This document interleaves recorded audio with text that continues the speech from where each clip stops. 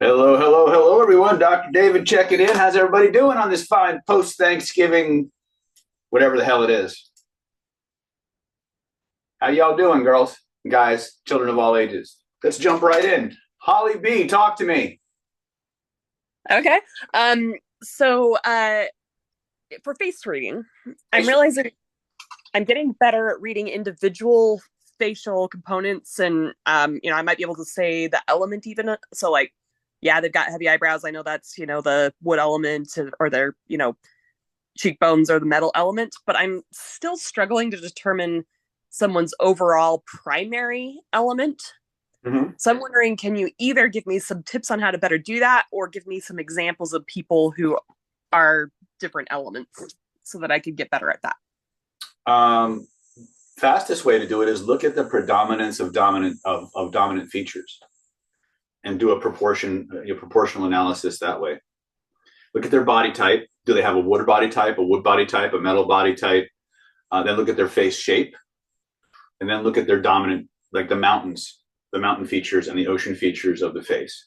So, are the nose and the cheekbones and the jaw, how prominent are those? And if you could rate those in terms of proportions to one another, how many times does wood come to the top of the list? How many times does earth come to the top of the list? How many times does water come to the top of the list?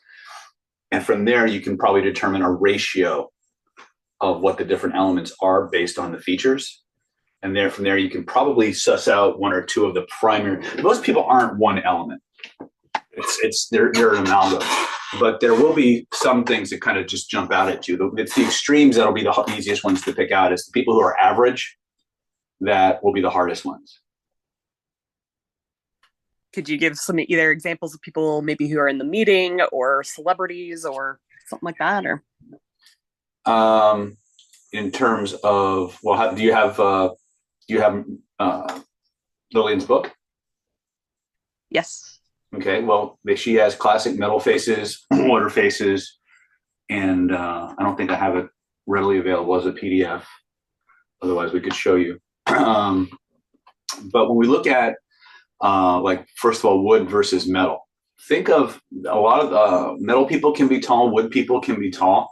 The difference will be that a more metallic person will have much more refined features. So, let's see if there's anybody that's um,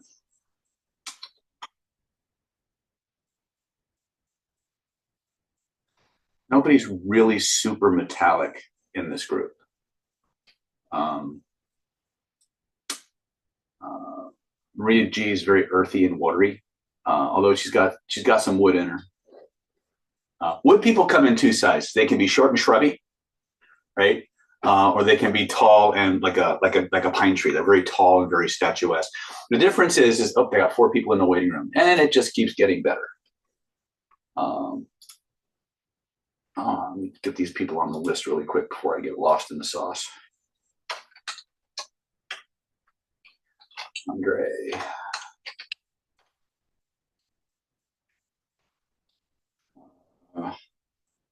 Who else jumped in at the last minute that I don't have on my list?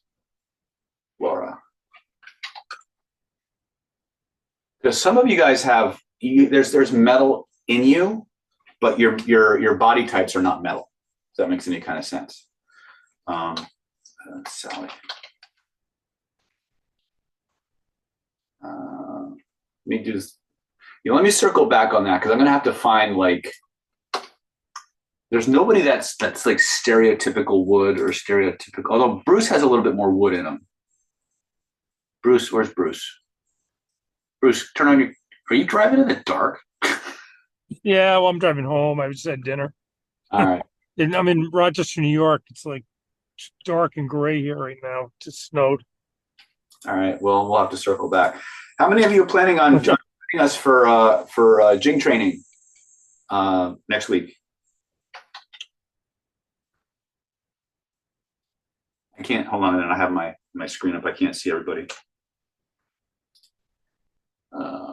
Any of y'all joining us through Zoom or in person or whatever? Oh, so Maria's going to be there, and they're all coming in at the last minute. So I'm trying to jump back and forth here. Who was that? Okay. Hold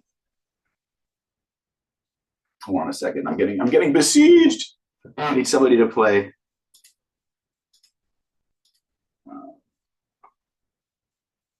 We're in this. Melissa, I see your private message. I will try to get to that as soon as I can.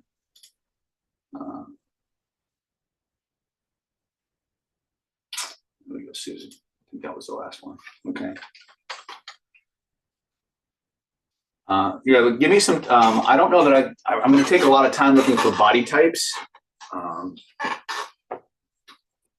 but just so when we look at body types, so when we look at metal people, you're looking at it. They usually have very broad shoulders, but very slim, lean figures.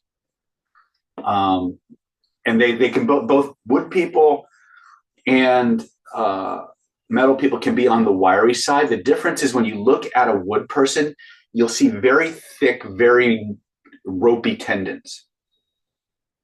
They'll have almost their features will almost look branch-like, as opposed to someone who is more metallic. They'll have a very refined, smooth, aquiline, very defined features, which is one of the hallmarks of the metal element, is it defines boundaries. And so people with these very defined features, these very long, aquiline, almost like somebody took a fine sandpaper and just smoothed out all the rough stuff. That's a metallic person, right? But they will tend to have sharp features, right? So they'll be finished and sharp, kind of like a metal, the end of a metal table versus the end of a wooden table, right? Whereas people who are more on the fiery side, they can have pointy features, right? But they'll be smaller. They'll be much more. Think of an elf, like the Keebler elves, or they're usually not very tall, unless they're like these big Scottish guys who have a wood in them, right? Along with that fire, right? But they're usually small. Their features are usually very pointy, right? And they never stop moving. Like you can tell a fire person by the fact now wood people never stop moving either. The difference is between order and chaos. Like when a wood person goes, they have a very specific place that they're going, get out of my way. A fire person may want to go that way, but they'll go here and here and here and here and here and here and here. And they'll be all over the place because they're much more fiery in their approach to it. They're more random in their approach to things. They're much more dopaminergic. So are greyhounds metal? They have in my opinion, a greyhound has a very strong metallic side, but it also has a lot of who can consider it fiery because they're very fast. And one of the hallmarks of fire is speed. Right. This is one of the reasons why when we talk about dopaminergic pathways being dominant in fire people, they're just all over the place because their brains never stop moving. Right. They have so many different interests. Right. And I like mornings. I hate mornings. So if your greyhound gets up early before you do, then you have a problem.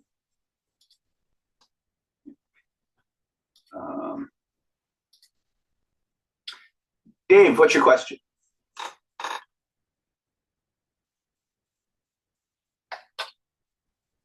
Me? You, dude. I don't know.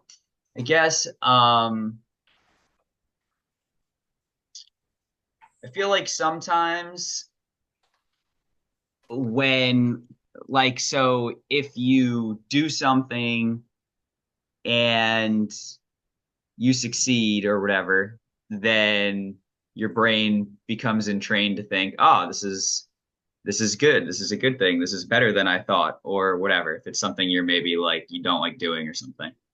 But then if you do it and then you kind of get, kickback basically, then that seems to just basically make it worse. Which like in the sense of you do the thing and then you fail or whatever, you get some negative feedback or you get a reaction from your body or something. And then you're like, then your body, now is like more afraid of the thing, or you don't want to do the thing as much or whatever it is.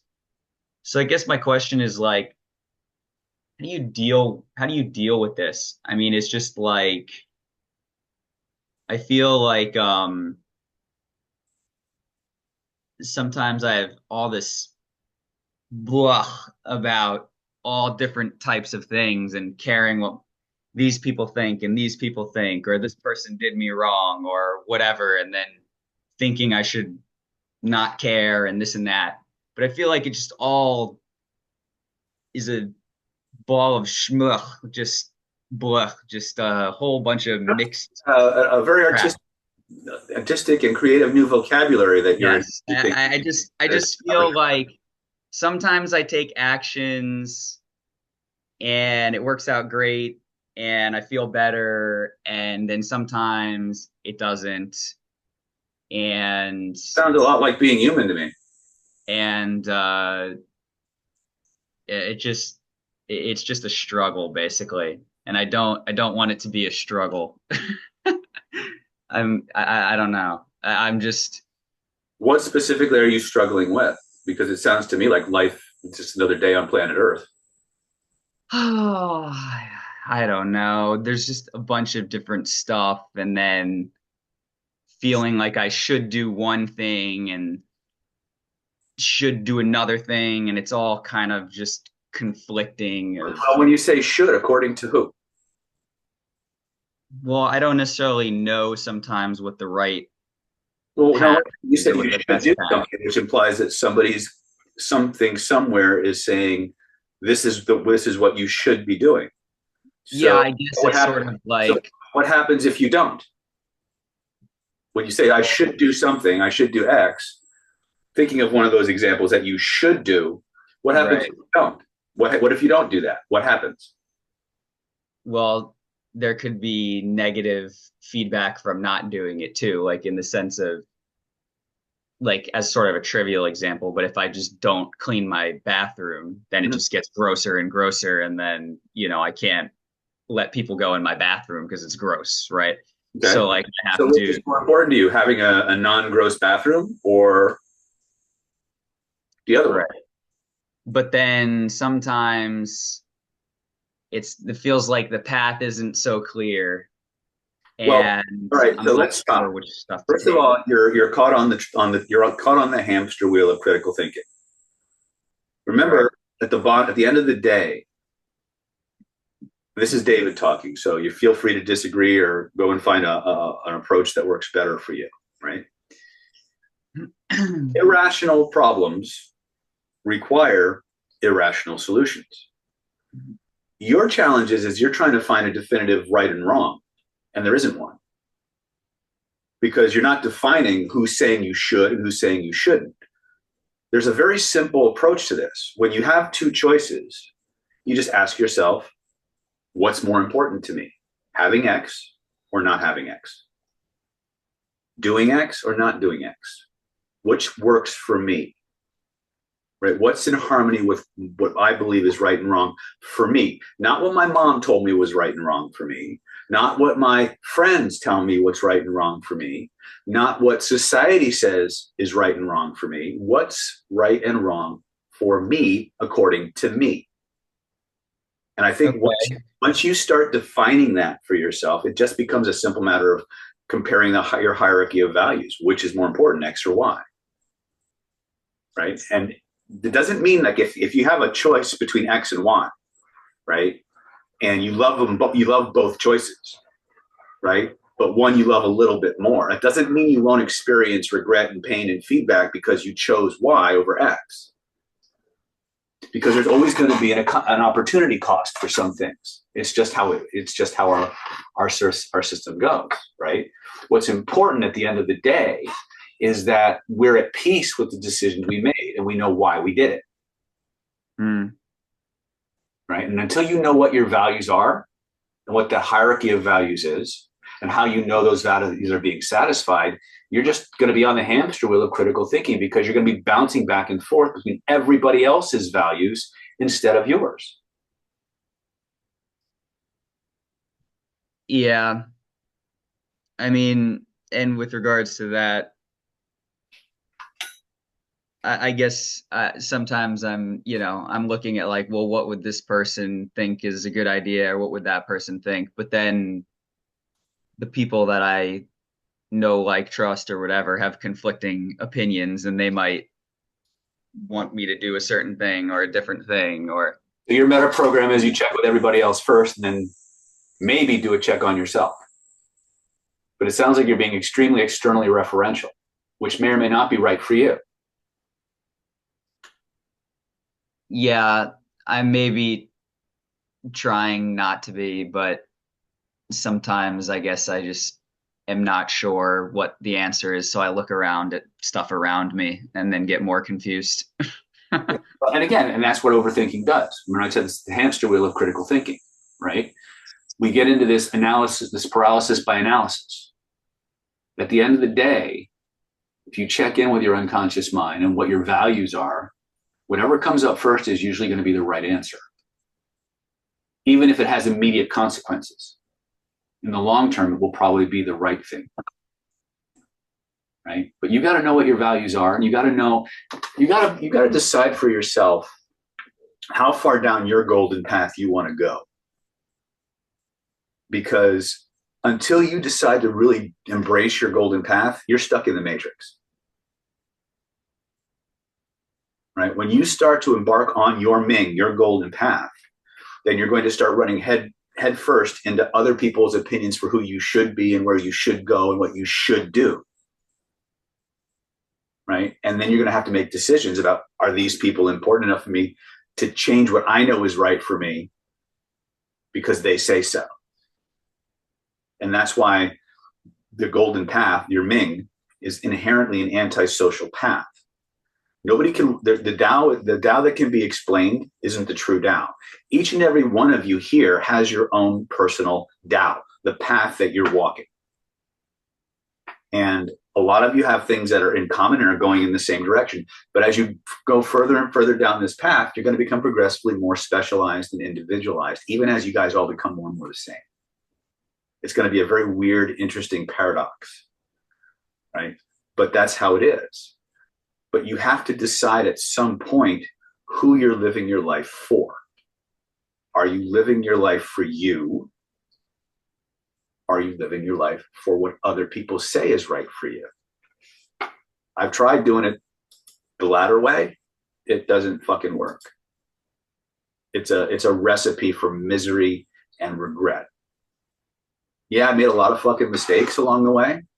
I've eaten a lot of crow, stuck my foot in it in numerous times. But at the end of the day, that's what got me here. Right? So when you come in and say, oh, I should do this and I should do that and I should do this, and they say I should do that.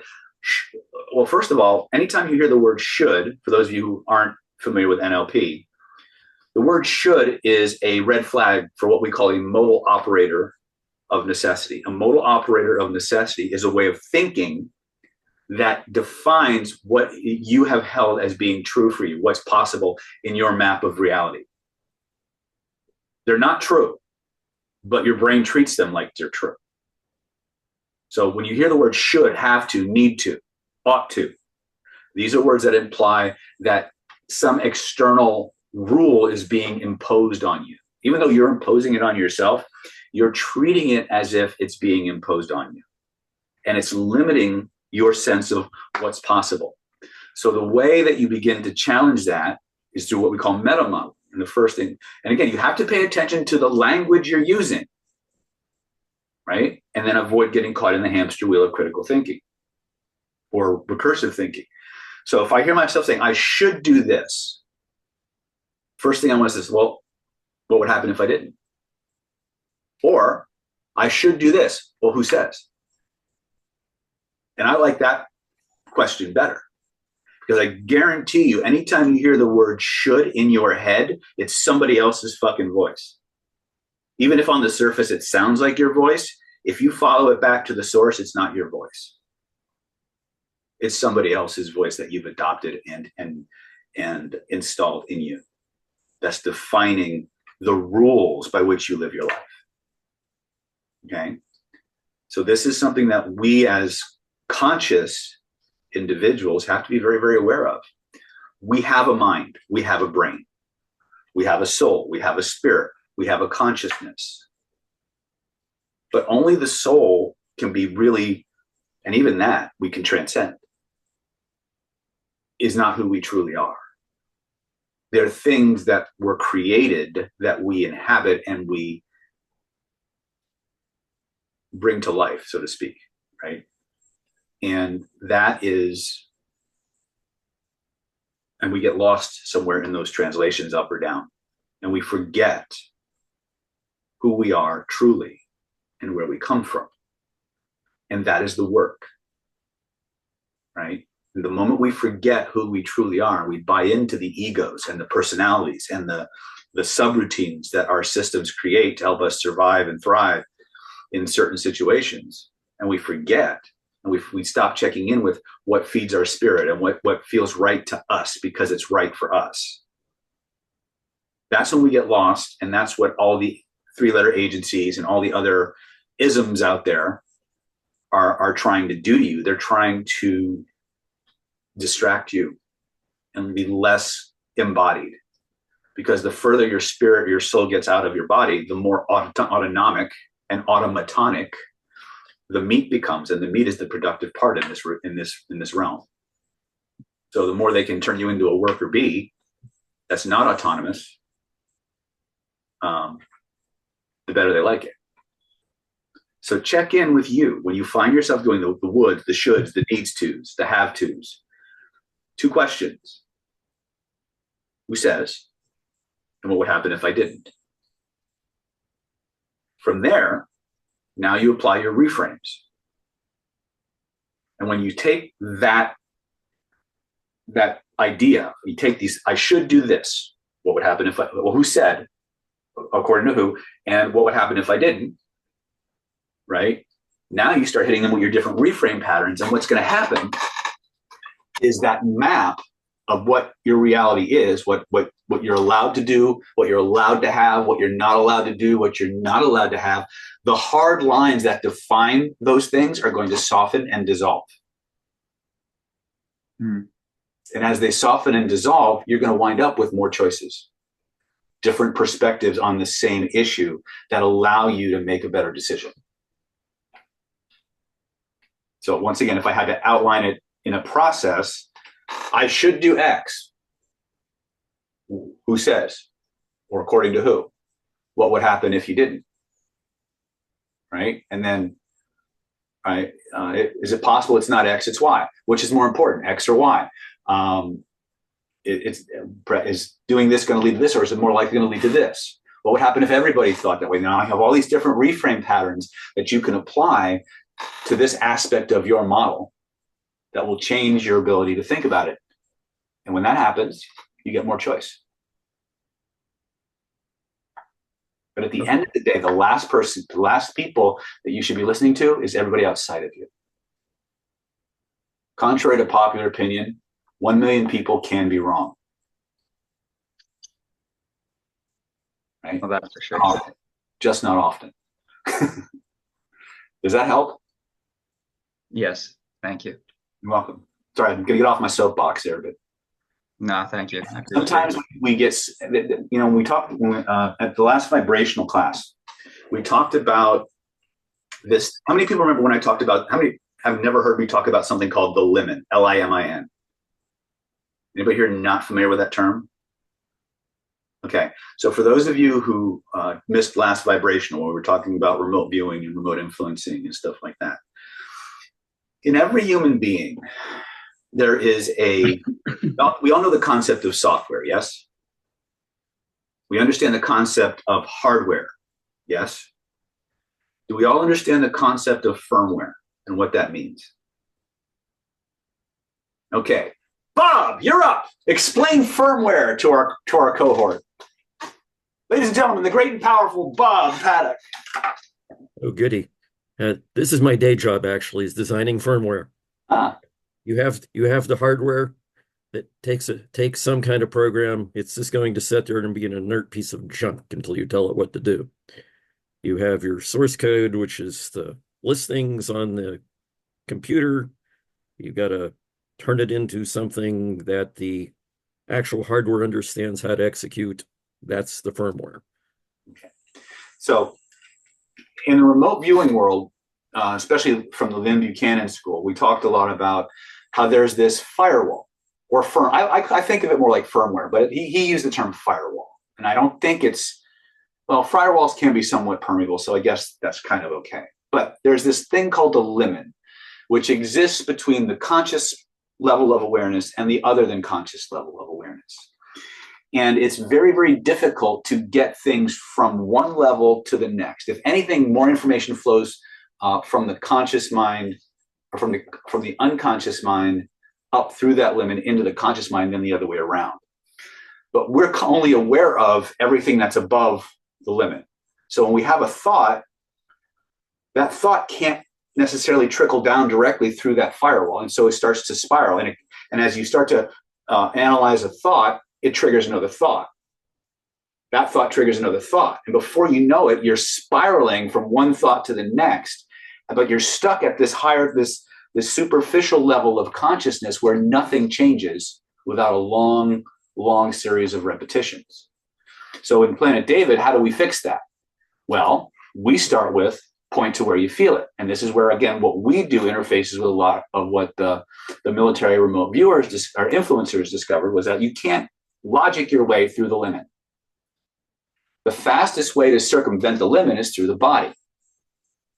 So the minute I start with these recursive thoughts, and no matter how many times I do mental gymnastics, I can't seem to get anywhere with it, or I wind up back where I started, or I'm playing six of one, half dozen of another. Anytime I find myself doing those games, you need a little red dot, a little red signal light should go on, or a little red flag should go on, that you're stuck in a cognitive hamster wheel. And the moment that happens, you need to go right to the body feelings. And when you dissolve it at the body level, then all of a sudden, poof, that looping stops. Right? So this is something that we want to look at again. Is that we can try to rationalize and analyze out of it all day long, but if we keep having these intrusive, recursive thoughts, you're not gonna logic your way out of that, right? Because you're at the wrong level. You need to go right to the source of the body feelings, and the moment you disconnect it there, then a lot of those other things will start to resolve automatically. Bob says the mind has no firewall from the U.S. War College. Okay. Collage. Sorry. My bad. Thank you, Bob. Bob is always a fountain of interesting studies and information. Gotta love it. All right. But does that make sense? When we find ourselves in these spiraling recursive thoughts, we need to get out of that, because we're stuck. We need to get down here, and we're stuck up here, and we need to go through the body to get there. Go back into the body. Mm-hmm.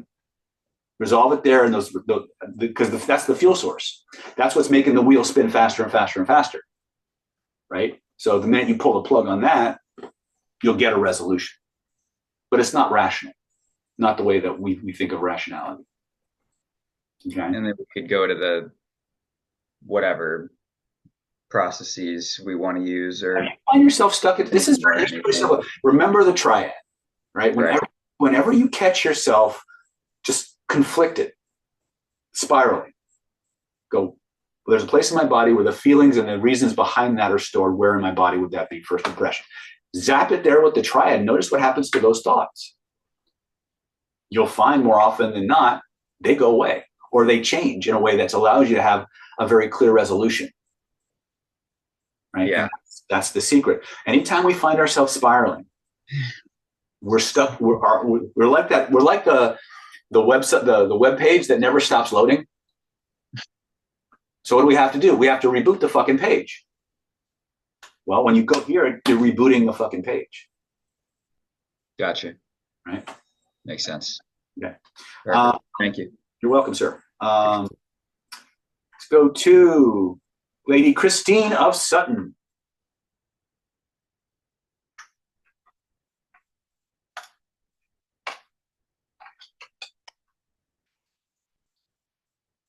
They call her Christine, Christine, Christine, faster than lightning.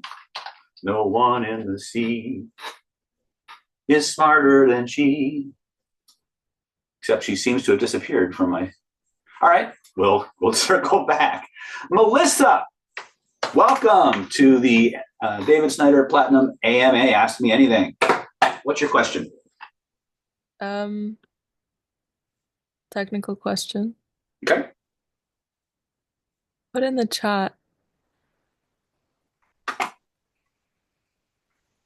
Okay, so am I? Can I read this out loud because it's a direct message? Yeah. Okay, so she says, if I may ask, the idea of a permanent, unchanging soul that reincarnates feels like an illusion.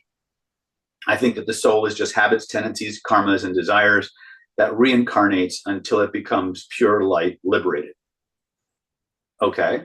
My question, how can the soul be separate, and how do frequency patterns imprint on the fragments of consciousness? Well, first of all, the soul, again, you have to, this is what I was taught. You have the creator, you have source, right? Source exists as light, with light with a capital L. From there, aspects of that light break off and fall into density. That density we call the soul. That soul, as it moves towards the yin pole of the universe, which is also the creator, starts to form a spiritual template. That template is your blueprint. But because of the different vibrational densities in this whole light-based continuum, that spirit creates an energetic body out of denser elements. And that's what we talk about, the energy body, the astral body, things of that nature. That energetic sheath, known as your energy body or the astral body, is what pulls in still denser elements from the physical level to create your physical body. The soul itself is a very, very high fragment of divine energy, divine spark. But it can't exist and it can't move about freely at these lower densities. So it creates a vehicle, a vessel, if you will, that allows it to move at these different vibrational frequencies. And depending on how further down that vibrational spectrum you go, the denser the bodies have to be. It wouldn't surprise me at all if there's actually something even more dense at some vibrational dimension than the physical body, because it's fractal and holographic. We develop karmas and desires and habits as a byproduct of moving from that soul level consciousness into a level of consciousness that can function at these lower vibrational densities. And at some point, we get lost in the soup. We get lost in the sauce. We forget who we truly are. And because we've created a use a very simple level, like when we're born into a family. So we come in as a soul and we're shining. You ever notice the light behind a child's eyes is just the brightest you'll ever see? It's because their soul is as close to the surface as it can get. Because it's a brand new body, it's just incarnated, and that light, even though you can't see light, you see light. Does that make sense? But what happens is as we move through this vibrational plane, we encounter things that we didn't deal with at the higher vibrational planes. People telling us no, people yelling at us, hunger, thirst, fear, cold, hot, all these things that we're not are at a soul level. We're like, oh, this is new, right? And so what happens is we start to try and learn. The human brain is never more plastic as when you're born. You're basically this big organic hard drive with no data. And whatever you encounter first becomes the hook and the standard for everything else, right? If you've been around Planet David for any length of time, this is for all of you, right? Or you've been studying hypnosis or NLP or even behavioral psychology to a certain degree, they'll tell you that the human brain sorts for what's familiar. It doesn't sort for what's good or bad, at least not in the sense we think of it in a conscious way. It's the only thing that we really know when we first come into the body and we come out into the world is something either feels good or it feels comfortable or it doesn't. It's either something we're familiar with or it isn't. Beyond that, everything is changeable, malleable, and adjustable. So if you're brought into the world and you're held and you're fed and you're nurtured and people speak kindly to you, at some point, as your brain continues to grow and develop and absorb information, it starts to equate those sensations and those behaviors with a word known as love. And because it was there first, because it was there most often, as your system hardens, in other words, when you go from a very plastic, very fluid set of cognitive development to something that's much more static, much more frozen, so to speak, that becomes the way it is. And that's what your brain will unconsciously sort for. But before I go any further, for those of you with a vibrational, think about what I just said. We come in and we're very plastic, we're very fluid, we're very malleable, right? And then things become more solidified, hardened, frozen, dense, right? When we look at the brain, we look at the density of a person's cortical connections, right? This movement from higher vibration to lower vibration is fundamental to everything that we experience, right? So you come in and you start getting all this information and it creates these neurological connections. And over time, you keep having the same experiences and those same neural pathways get fired over and over and over again. And that mental muscle grows. And then at some point, your cognitive development slows down and those cortical pathways become very, very solid, very, very developed. And that becomes not only what's familiar, but the way you're impelled to behave and to sort for.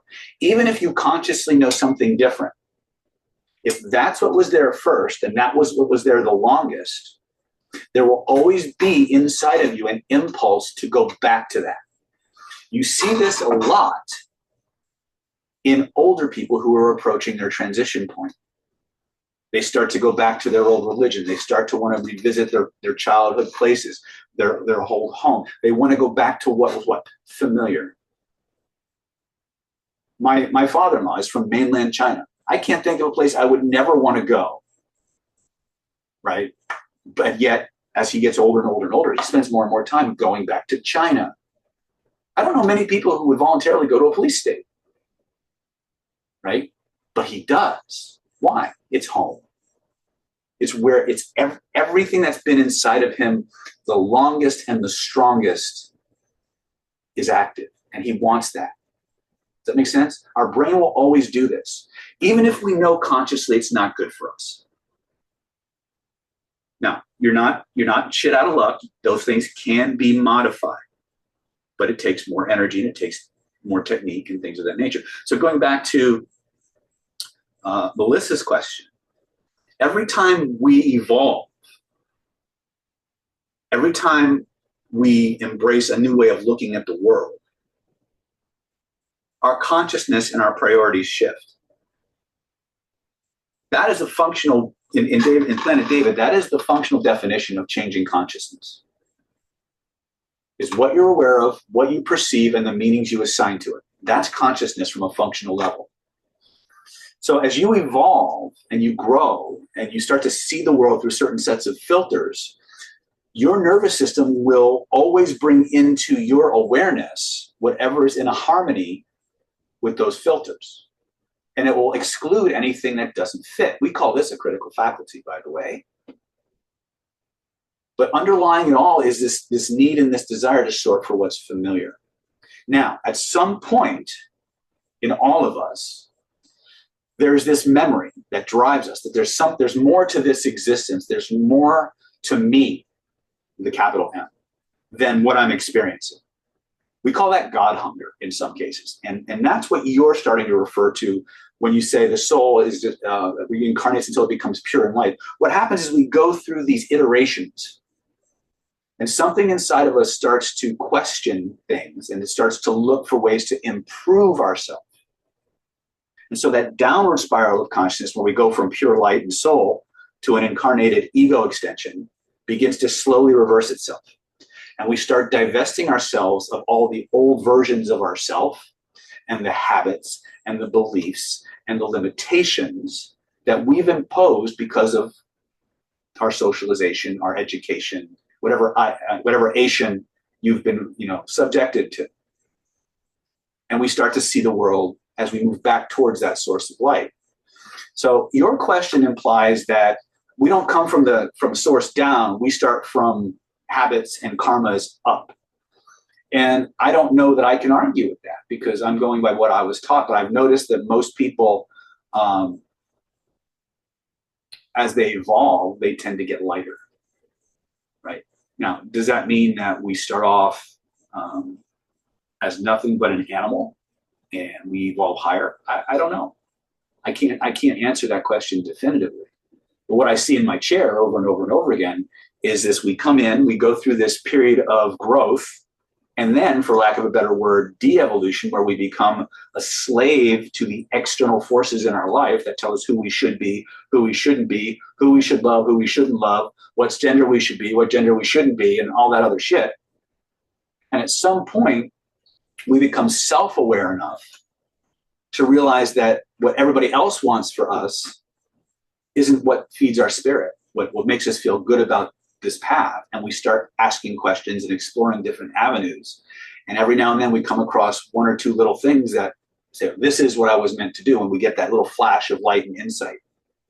And as we follow those things, we start dropping the karmas, and we drop the habits, and we drop the less than healthy desires and things of that nature. Not because somebody forces us to, because they're no longer important to us. Right? So how can the soul be separate, and how does frequency patterns matter? Everything that is in you is a vibration, is a pattern imprinted on a vibrational matrix, interacting with other vibrational matrix. As you apply the lens of consciousness and awareness to those habits and fragments, those patterns will do one of two things. Well, three things. They'll either dissolve completely, they'll change, or you will modify them, or you will transcend them. Right? And you'll start to understand that pattern at a much higher level. But everything that human beings are engaged in is basically a series of patterns imprinted on vibrational medium. And to quote Forrest Gump, that's about all I have to say about that. But hey, Betsabi, welcome from London. We got you on the list. We will get to you as soon as possible. Okay, so it's like midnight out in there. So let me look at Betsy's. Is that, am I pronouncing that right, Betsabi or Betsabe, or how do you pronounce it, sweetie? What's the best way to stop those negative thoughts, spinning or framing? I would start with framing and then go right to spinning. That always seems to be the 1-2 combination for that. And the reason we do the framing first is because if your nervous system has an ulterior motive for holding on to that stuff, the framing will neutralize that, so you can get a more successful spin. And a lot of times, just the act of framing it will just completely neutralize it anyway. So it's always more efficient to start by framing and then spinning. Okay. So hopefully that helps. Let me go to my list here. By the way, I see you hiding, Amelia, so you can't hide from me. Ha.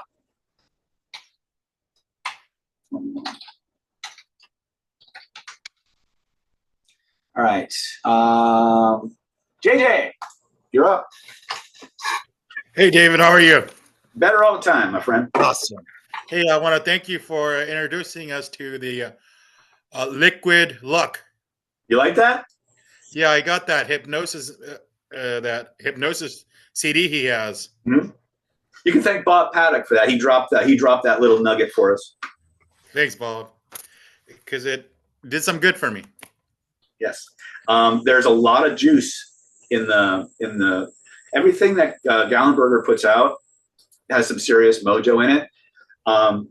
And while we're on that subject, for those of you who don't know what I'm talking about, we're talking about Dr. Joe Gallenberger. He is one of the leading experts, in my opinion, on psychokinesis, using the mind to influence reality. For the past 10, 15, 20 years or so, he's been doing weekly or monthly workshops in Las Vegas where he takes normal people, teaches them how to do psychokinesis, and then they go into the Las Vegas casinos and rock the craps tables and slot machines and stuff like that. For those of you who don't, Dr. Joe is actually one of the senior instructors for the Monroe Institute. How many of you have heard of the Monroe Institute?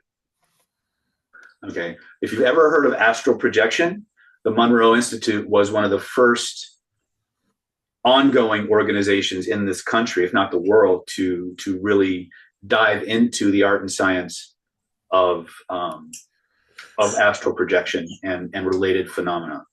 And even if you haven't heard of the Monroe Institute, I'm pretty sure pretty much all of you have heard of something called hemisync. Anybody here not heard of the technology called hemisync? How about binaural beats? Okay, well, one of the very first people to pioneer binaural beats and hemisync was a guy named Robert Monroe, the founder of the Monroe Institute. No, it's hemisync, not holosync. Holosync may be a different variation because of copyright and patents, but Bob would know more about that than I would. So there's a lot of good stuff out there. The problem is, and this is something I'm gonna warn you again. I'm very free with my sources, right? As you know, I will always tell you my sources. What I will warn you against is what we call attention deficit product collection disorder. And that is where you rush out and buy every single resource that I mention, and you sit with this big pile of digital and not so digital stuff, wondering, how the fuck do I put this together? When do I find time to do all this? Right? I've literally had people come to my mega retreats. They see my bookcase, and all they do is whip out their fucking cell phone and start videotaping my bookshelves. Okay? Trust me, there's two ways to keep people stuck. One, don't give them enough information. The other, give them way too much. Okay? So for those of you who are into manifesting and all kinds of really cool psych shit, the Sync Creation program and anything that the Monroe Institute puts out, having tested the technologies and stuff like that, highly recommend it. But once again, make sure you know what you want to achieve before you just start randomly buying stuff. Right? I'm just putting that out there. You're all adults, most of you, except for me, because I'm never growing fucking up, because that's just bullshit. But don't just motherload things. I'm working very diligently on synergizing all this stuff. I will always give you my resources and where I get my stuff. I take credit for the synthesis, not the source. So the things you get from me are my creations based on my distinctly weird worldview, and my exacting demand for results. So, and if it's not directly from me, I'll always tell you that.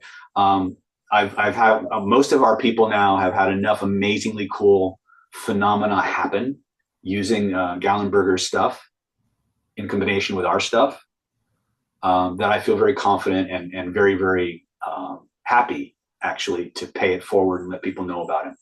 And when you do buy his stuff, please let them know you heard it from me and from Big Bob, right? And we'll see where that takes us. Anyway, I think I answered the question there, but if not, I never asked the question. There we go. Okay, what's your question? I had written up 3 questions to ask you. But then there was something you talked about led me to ask you a different question. Okay. There's something I've been thinking about. It's like when people go, I'm by myself, we're never by ourselves. You know, we got, like, I'm not the body. The body and I am separate. The mind and me are separate. Mm-hmm. The soul and me are separate. The energy body and me are different. And the spirit body and I are different. Mm-hmm. So there's always somebody to get in rapport with. I can work on getting in rapport with my body. I can get in rapport with my mind, get in rapport, so forth. Mm-hmm. But then the question is, am I each of these things at one time, or am I just separate from them? Am I like, sometimes am I the mind? Am I the energy body? Am I the soul? Or am I just a separate entity of all these 5 things? That's a really great question. And the answer is yes. So, and let me elaborate on that. So I've you know, we've all, how many of you have ever played the mind game where no, let's all do this together. Unless you're driving. If you're driving, don't do what we're about to do. I want you to close your eyes. As you close your eyes, I want you to use that amazing imagination of yours. And I want you to imagine that you're sitting in your living room or your kitchen, wherever your favorite room in the house is. And even if there's no television or bookcase or any of the things I'm going to mention in your favorite room, pretend that there is as we play along with this. So first thing I want you to do is I want you to become aware of yourself in your favorite room. And I want you to look at to your right in that room and notice what's on the walls, what furniture's there. And then I want you to look to your left. And I want you to notice what's there. And then I want you to look at the ceiling and notice what's there. And look at the floor and notice what's there. Right? And look at the wall in front of you and notice what's there. Look at the wall behind you and notice what's there. Perfect. Now, step out of yourself and look at yourself from the perspective of the right wall. So you should literally be standing beside yourself, looking at yourself. Now imagine that you're in that you are as you're looking at that part of yourself that stepped out of your body. Imagine that you are now the wall behind the body that just stepped out of that body. So you can literally see the back of a body watching your body in the room in your mind. When you've got that, just nod your head. Excellent. Now, while you're doing that, go ahead and just go back, collapse everything back into your body in that room. And as you look at where the television is or the computer monitor is, imagine now that you're the computer monitor looking at yourself standing in your favorite room. And as you look at yourself as the computer monitor or the television standing in your favorite room, imagine that the other part of you can step out and look at yourself in your favorite room. And then you can see you as the wall looking at you who just stepped out of you in your favorite room. While the television is looking at you, and you can see all those things. And just take a few moments and just kind of oscillate back and forth between those different points of view. And then when you feel comfortable with all of them, do them all at the same time. And then answer this question for me. Which one's the real you?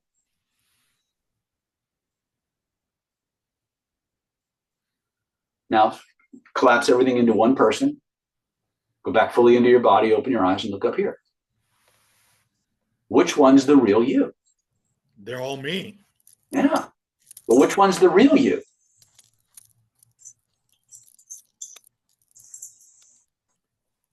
The real you is meta to all of it. But because it's meta to all of it, it encompasses everything else. So when we talk about, when I was answering Melissa's question about the soul is that infinite divine spark that creates everything. And that, because there's nothing outside of the creator, which is what your soul is in your version of this reality, then anything that you conceive of is below the level of the soul. Because the soul is the closest thing you have to being in touch with the creator. Right? So which one is the real you? Well, technically it's the soul, but even the soul is a piece of something larger that's just more aware. So every time we go through these different levels and these conceptions of levels, we're subdividing our consciousness. We're subdividing the totality of what we are. And the way you figure out which one you are at any given moment is, where is your awareness? What are you focusing on? What are you paying attention to? Because that's where all of these fields collapse into a point we call awareness or consciousness or focus or attention or intent. It's like where attention goes, energy flows. Yeah, right. We collapse from a field to a singularity and then back to a field. So can I collapse my intention and focus to my energy body? Or, to be more accurate, can I expand and make my awareness and focus less dense so that I can perceive the subtle vibrations of my energy body. And once I do that, can I expand and make my awareness even subtler so that I can perceive the spiritual aspect, my spirit body moving my energy body? Or can I focus to this the physical object of my finger? So if you've ever heard me say the mind is gravity, this is a way of exploring that. When we expand our awareness, we're not talking about concentrating our focus, are we? Because concentration is what? That's density. And that's why a lot of times if you're doing things like spoon bending or putting out candle flames or lighting up fluorescent light bulbs and stuff like that, you have to oscillate between not giving a shit, setting an intention and letting it go. Setting an intention. Didn't we learn this somewhere? Set it and forget it. That oscillation is exactly the same oscillation when you want to bend a fucking spoon. You're just doing it at a different level of consciousness. It's the same mechanic. We have to expand the field. We have to get less dense and out of the way so that these other forces can do their work without interference. And that's what true enlightenment is. It's not learning something new. It's dissolving the fields of density that keep you from perceiving what's already here. It's about giving shit up so that you can become who you always were. But everything about the human condition is going from light or infinity to finiteness. It becomes more focused, more dense, more discrete, until it becomes so dense and so discrete, it becomes all the same again. Right? It's a very interesting paradox. Does that answer your question? So instead of saying I'm by myself, I could say I'm with myself. You are. Yeah. Right. But the question is, you're never alone. If you want to, again, I'm moving from quantum physics and astrophysics and whatever into these different spiritual disciplines, right? And the only thing we can do is refer to what astrophysics and quantum mechanics and all these other things are telling us, and look for the parallels in the metaphors that are being used for thousands and thousands of years, and seeing where they overlap and where they support each other. But at the end of the day, if you go by Buddhism, Taoism, Christianity, Kabbalah, Huna, any of this shit, you're never alone. At any given moment, you are always connected to source. You're surrounded by your guides and your teachers and your older brothers and sisters, as Sifu Johnson likes. You're never truly alone. The loneliness that you feel is an illusion. Right? It's that sense of disconnection, right? But when you realize that that's something that you created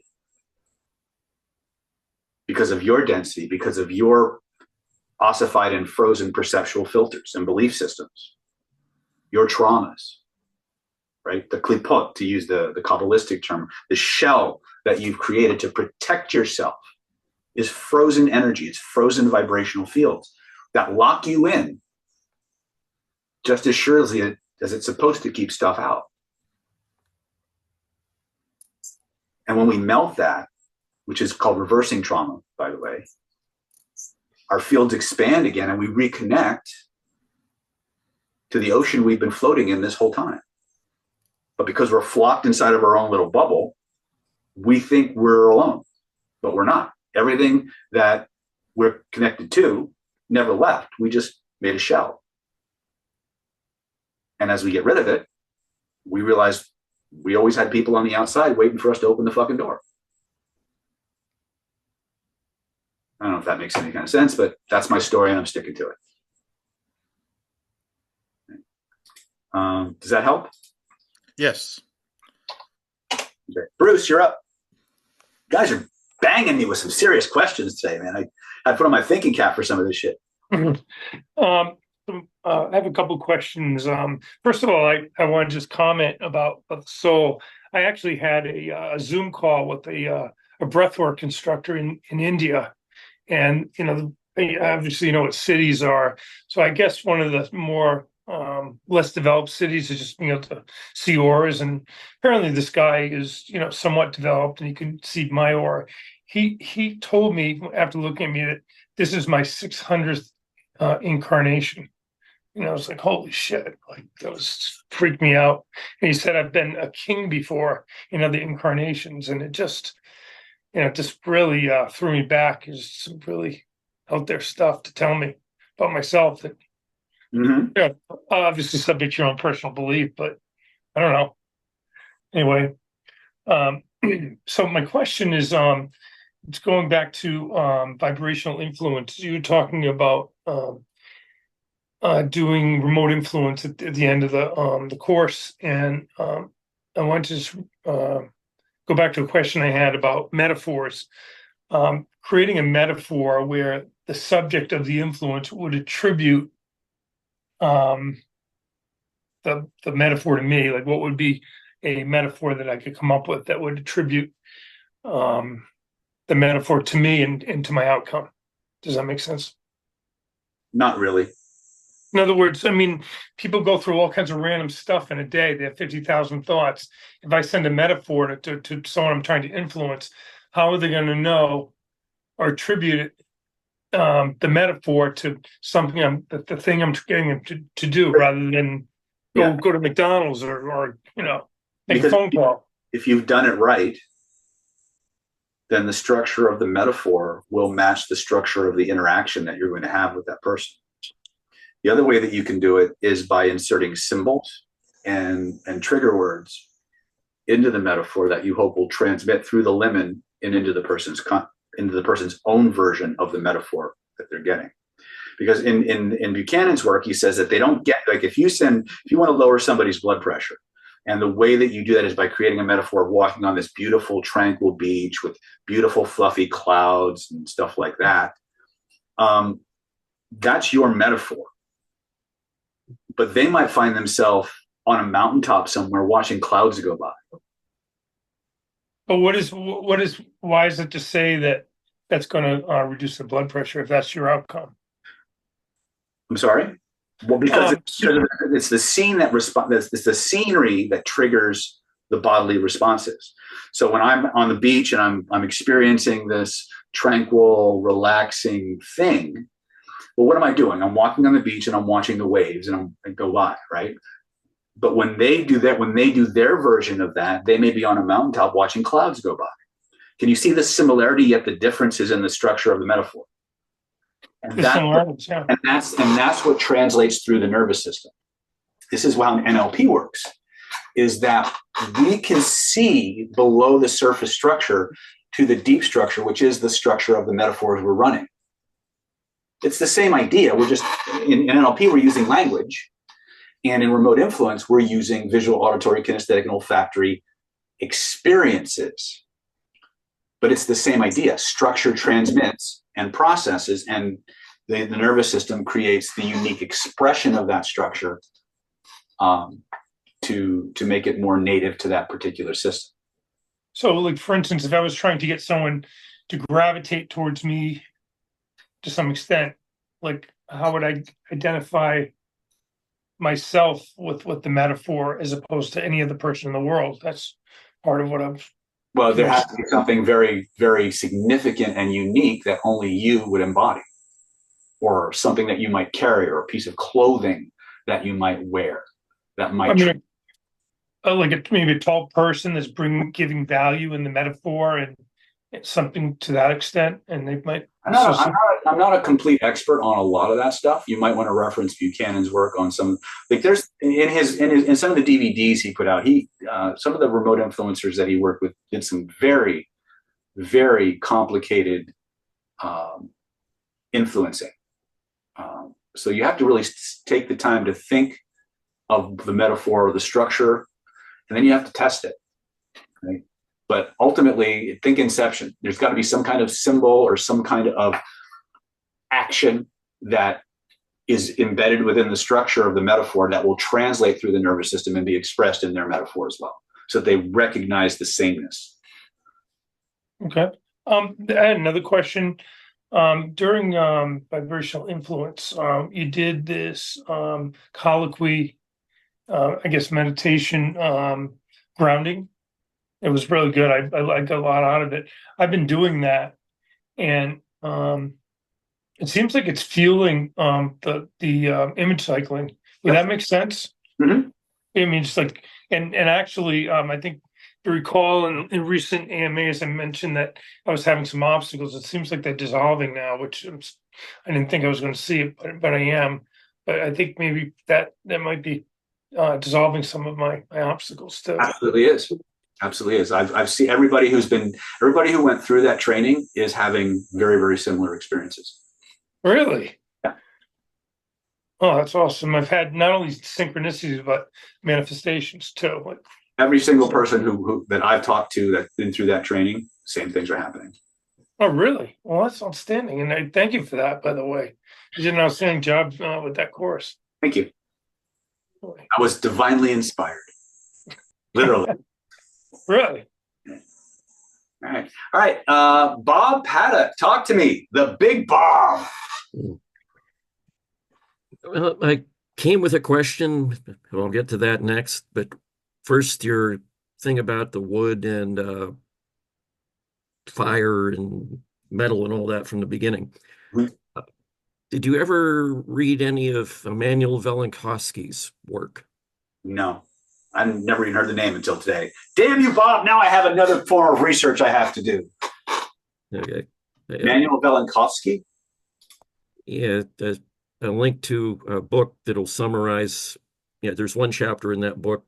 The book's called How to Design a Flying Saucer and Other Concepts in Speculative Engineering. You just throw me down one rabbit hole after another, aren't you?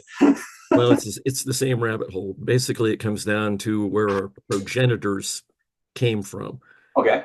Where millions and millions of years ago, the people with long, narrow faces are descendants of people from Mars. Okay. Not in any solar configuration you're familiar with without reading Velikovsky. And the native Earthlings have more roundish faces. Interesting. And I just wondered if that fit in anywhere. Then you probably don't have an answer since you.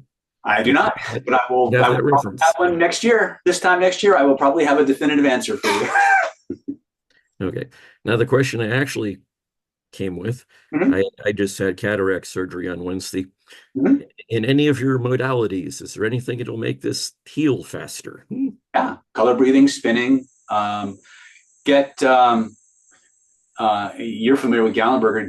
Get his healing heart and forgiving heart meditations and use those. But spinning, color breathing, if you just do the first 4 or 5 audios in Gallenberger's Syncreation, you'll access that energy state and that consciousness that'll allow things to heal. I've had quantum leaps in my soft tissues in the 3 or 4 weeks that I've been using that stuff. So it's again, it can absolutely help, but I would go with the transformational triad. If you have any of the cheat, I would do the pulling down the heavens 1 through 10, 3 divine invocations. I would probably I'd spend a little bit more time on dredging. So just making sure that the channels are clear, and then breathing in healthy liver energy. So if you can find a place with a lot of birds and a lot of trees, green trees especially, and if you go into the area, and we do our pulling down the heavens, our 3 divine invocations, and we expand our field and wrap our energy. First of all, ask permission to exchange energy, ground, go into that heart synchronization state that Dr. Joe likes to talk about, and then diffuse and wrap the tree's energy field in yours and dissolve into it. And then when you breathe in a gentle stream of energy in through your eyes, into your lower dantian, back up and out through your mouth. So it comes in, up, and out. And just breathe in that in a very gentle in and out kind of way, that energy from the green trees. That will be very soothing and tonifying to your eyesight, and it will help to harmonize your liver energy, which is what is the organ connected to the eyes. Okay, thank you. No, one of the things I want you to be very gentle with that in that process. And when you're done, pull all of the energy back down into your lower dantian and cycle the microcosmic orbit, because we don't want to leave any extra energy up in the eyes, because cataracts are stagnation, right? So we need to make sure that we're erring more on the side of keeping those channels clean and flowing than super tonifying. Does that make sense? Yes. Okay.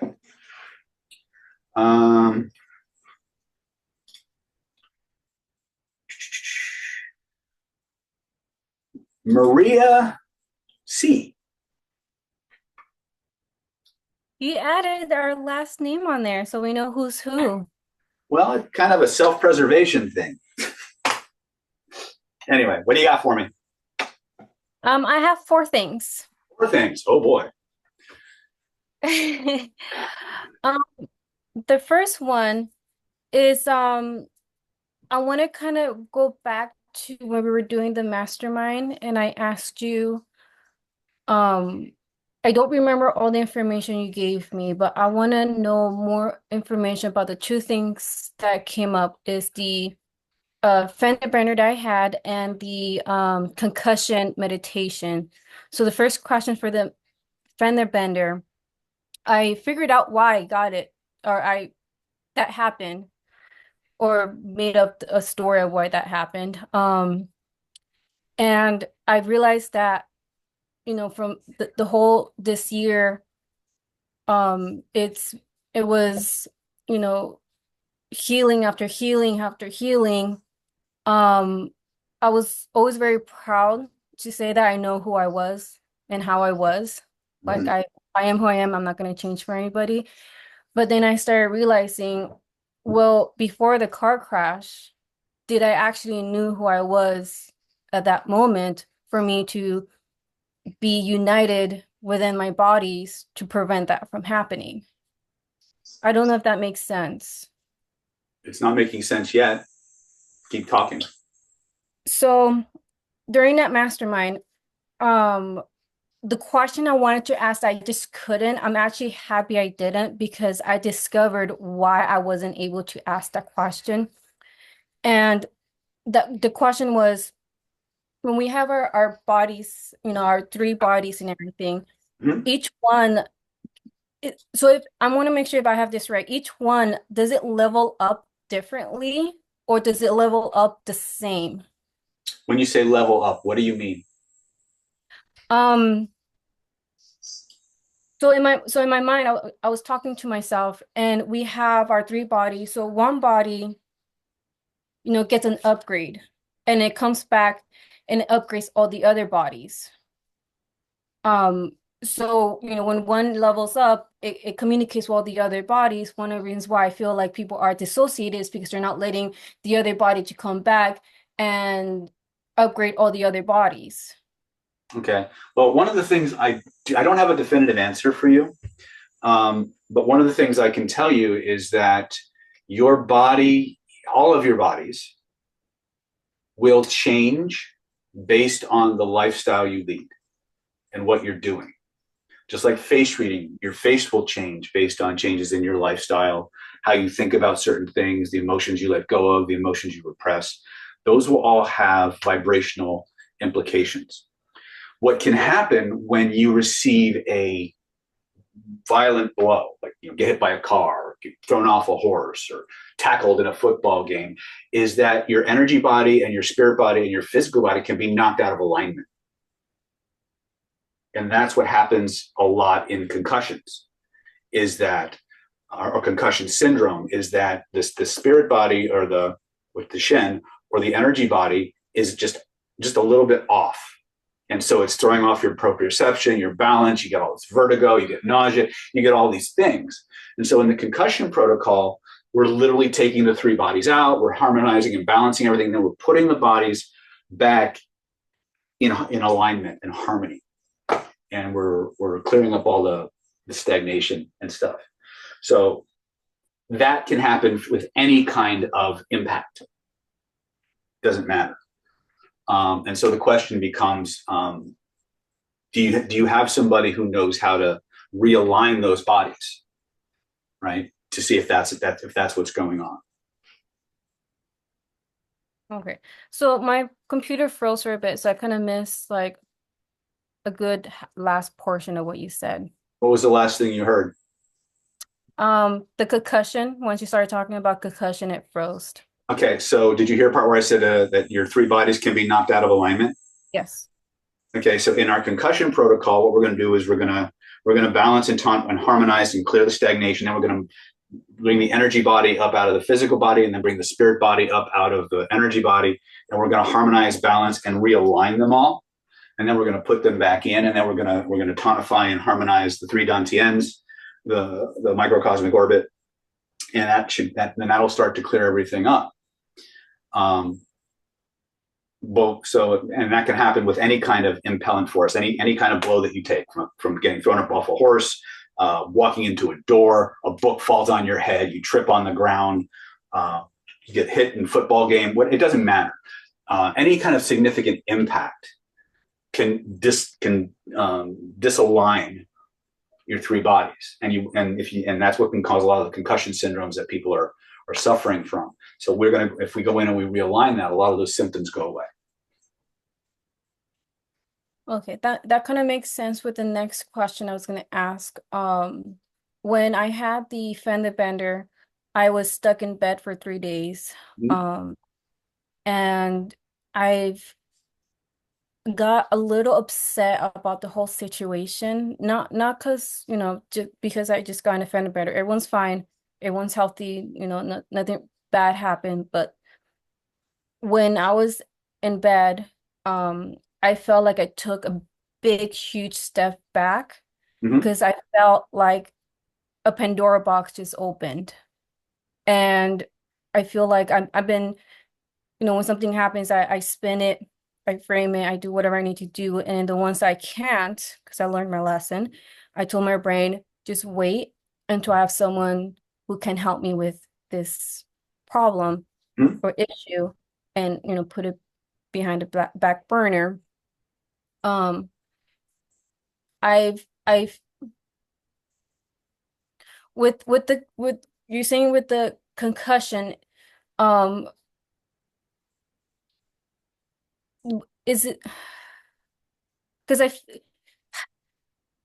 since the fender bender, and it's not, for me personally, it's not a big deal. Yeah, I got really sore and I was bedded for 3 days, but it wasn't, for some reason I feel like a lot of things changed in me. Like I don't feel the Maria before the fender bender. And I have a feeling that I've been dredging a lot. I do 10-minute dredging, and then 10-minute of the bringing out the heavens, the 1 through 10, and the divine. Oh, next, the other question I was going to ask. I'm sorry, my brain's a little. I've been doing putting your energy to the bottom and then bringing it through your legs and it through the middle and filling it and then lowering it. And once you have it done, let it explode. Well, not explode, but let it out.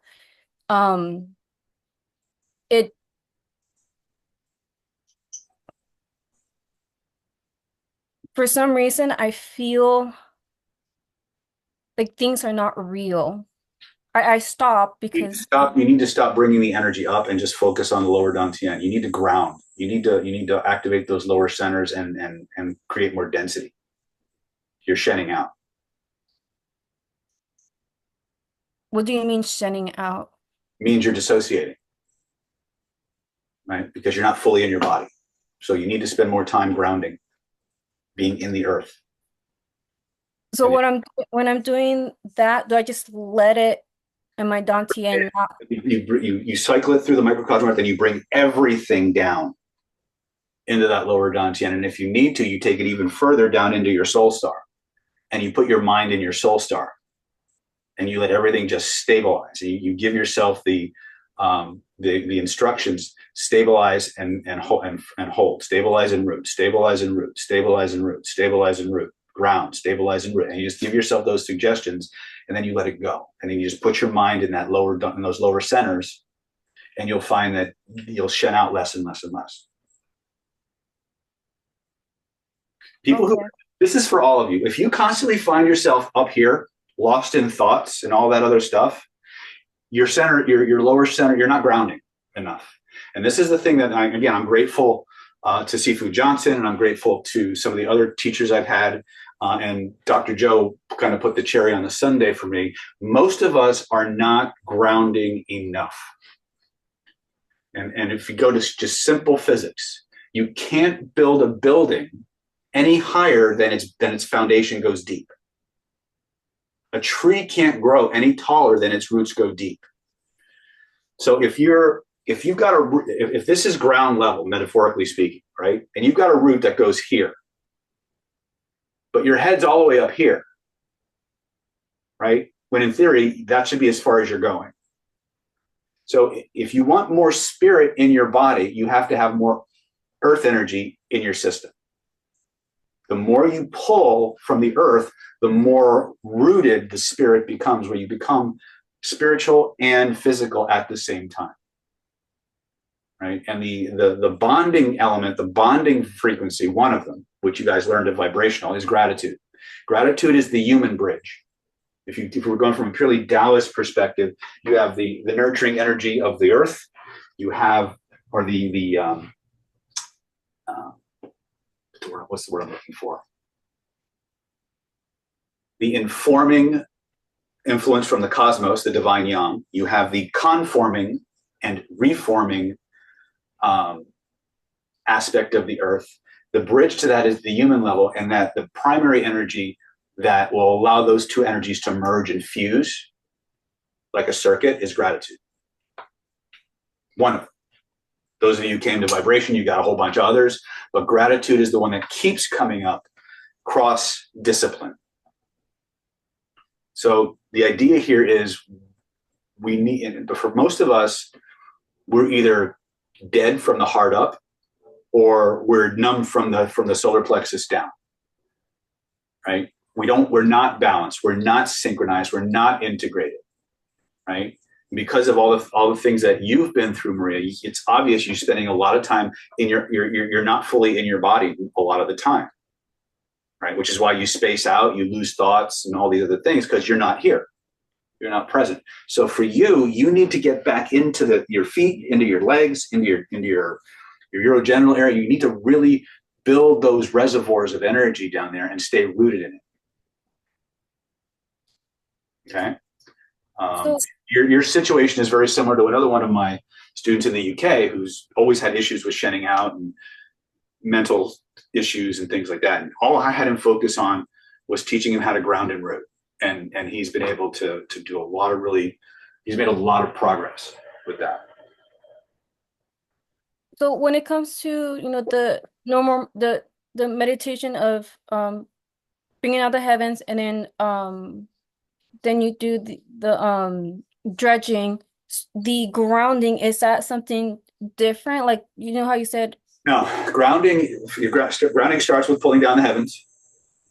And then steps 1, 2, 3, 4, 5, and some of 6. And I would say 1, 2, 3, 4, and 5 specifically of the 1 through 10 is all building the ground and building the yin. So you need to spend more time on 1 through 5 and not as much time on 6, 7, 8, 9, 10. Right? For you specifically. This doesn't, if any of you are having problems or issues similar to Maria's and you're just not present a lot, then once again, the 1 through 5 is the most important thing for all of you. For those of you who want to manifest better, 1 through 5. Okay, because you can only pull as much light as you have vessel to contain it and manage it. Otherwise, the fuse is going to go, and you're going to be off in the fucking ozone, which is not what we came here to do. Right? Now, on top of that, we got to clear all our shit because we want to make sure that once we build this vessel that can hold all that energy, that the spirit actually wants to come in. Right? And that's where clearing your shit never goes out of style. But it's not just about having the spirit have a happy place to hang out. It's about keeping it here until we're ready to leave or do something with it. Right? So that's about all I have time for, Maria. I got to move. I've got like at least 7 or 8 more people that I need to get through. Okay. Let me look at my next question. And guys, I appreciate you have a lot of questions, but I'm going to have to limit you to 1 or 2 questions at the most moving forward because it's just it's like I've got 21 people and we're on like number 8. So Renee Betterton, talk to me.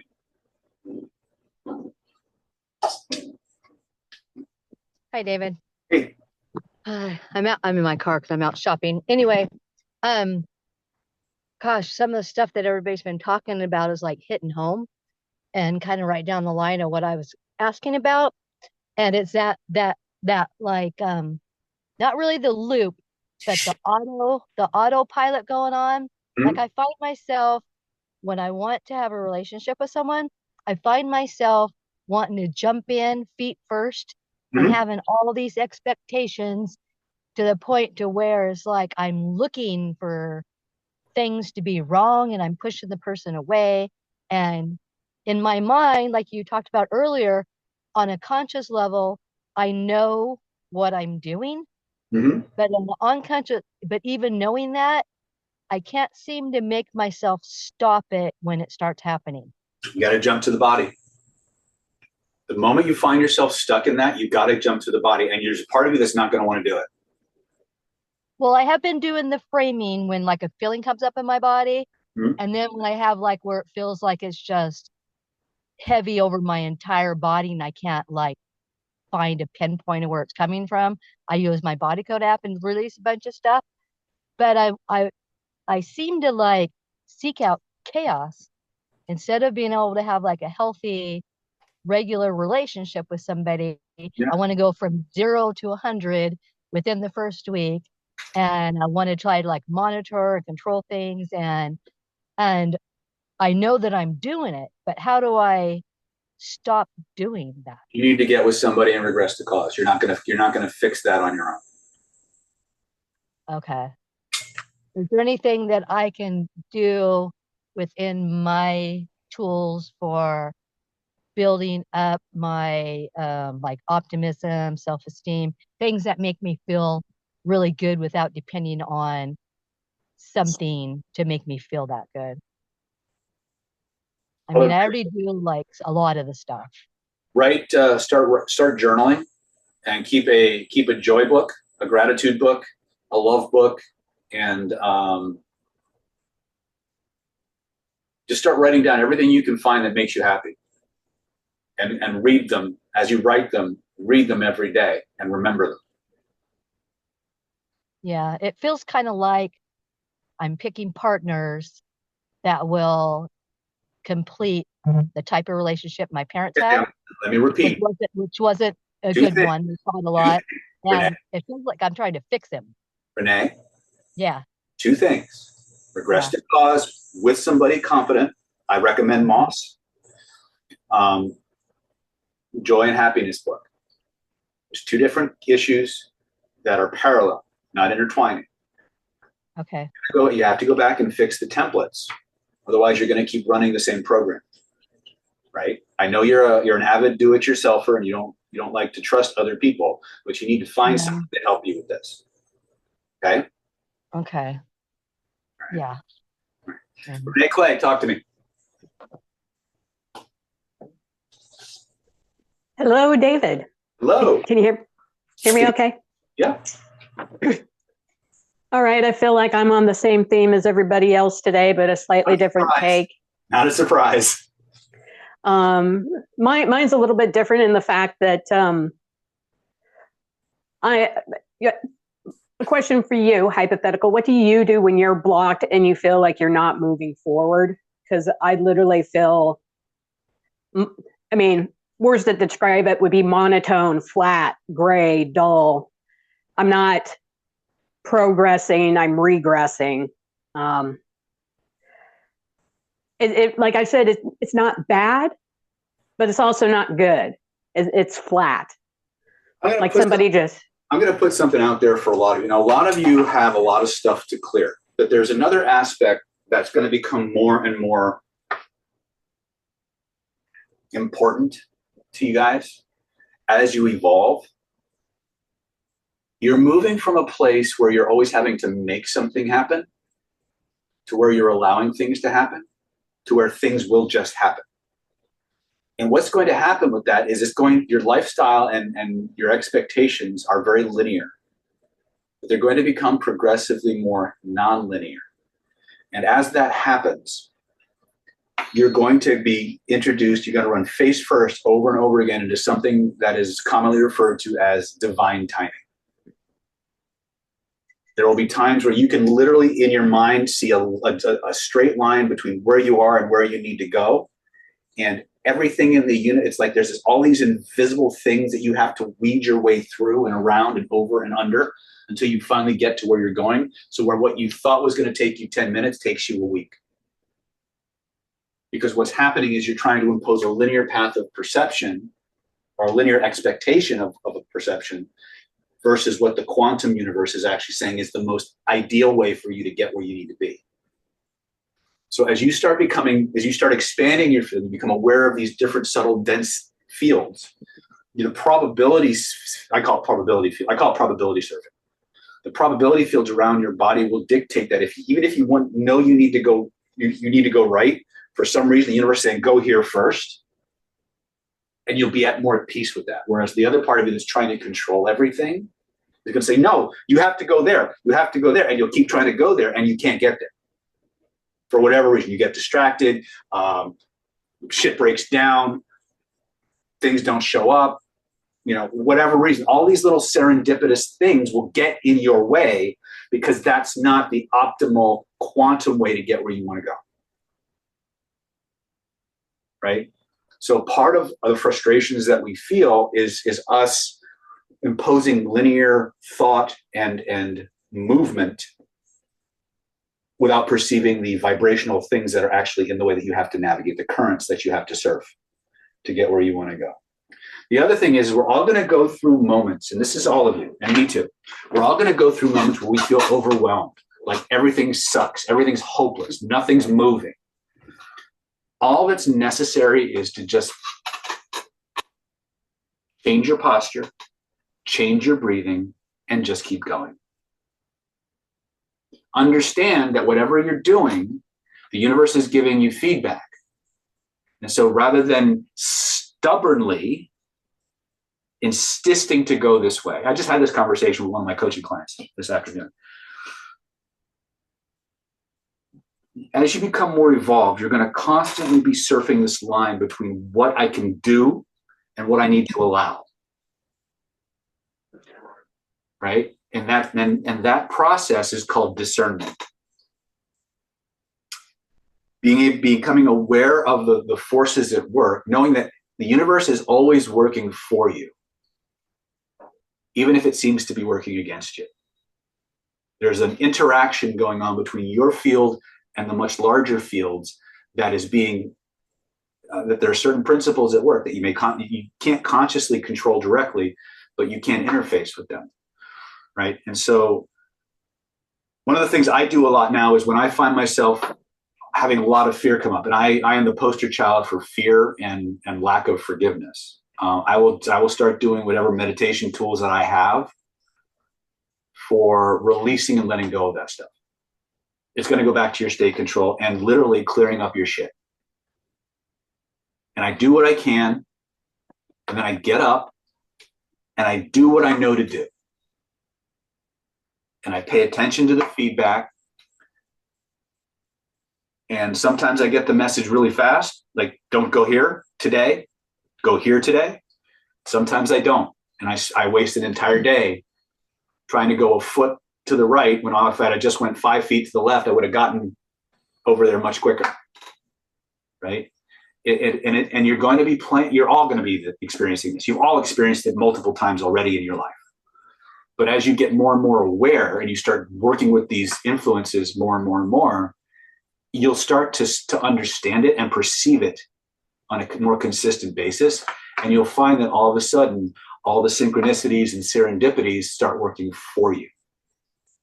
They were working for you in the past, but just in a form of negative feedback as opposed to positive feedback, because that's all it is. If you're surfing the right current, then the synchronicities will line up with positive feedback.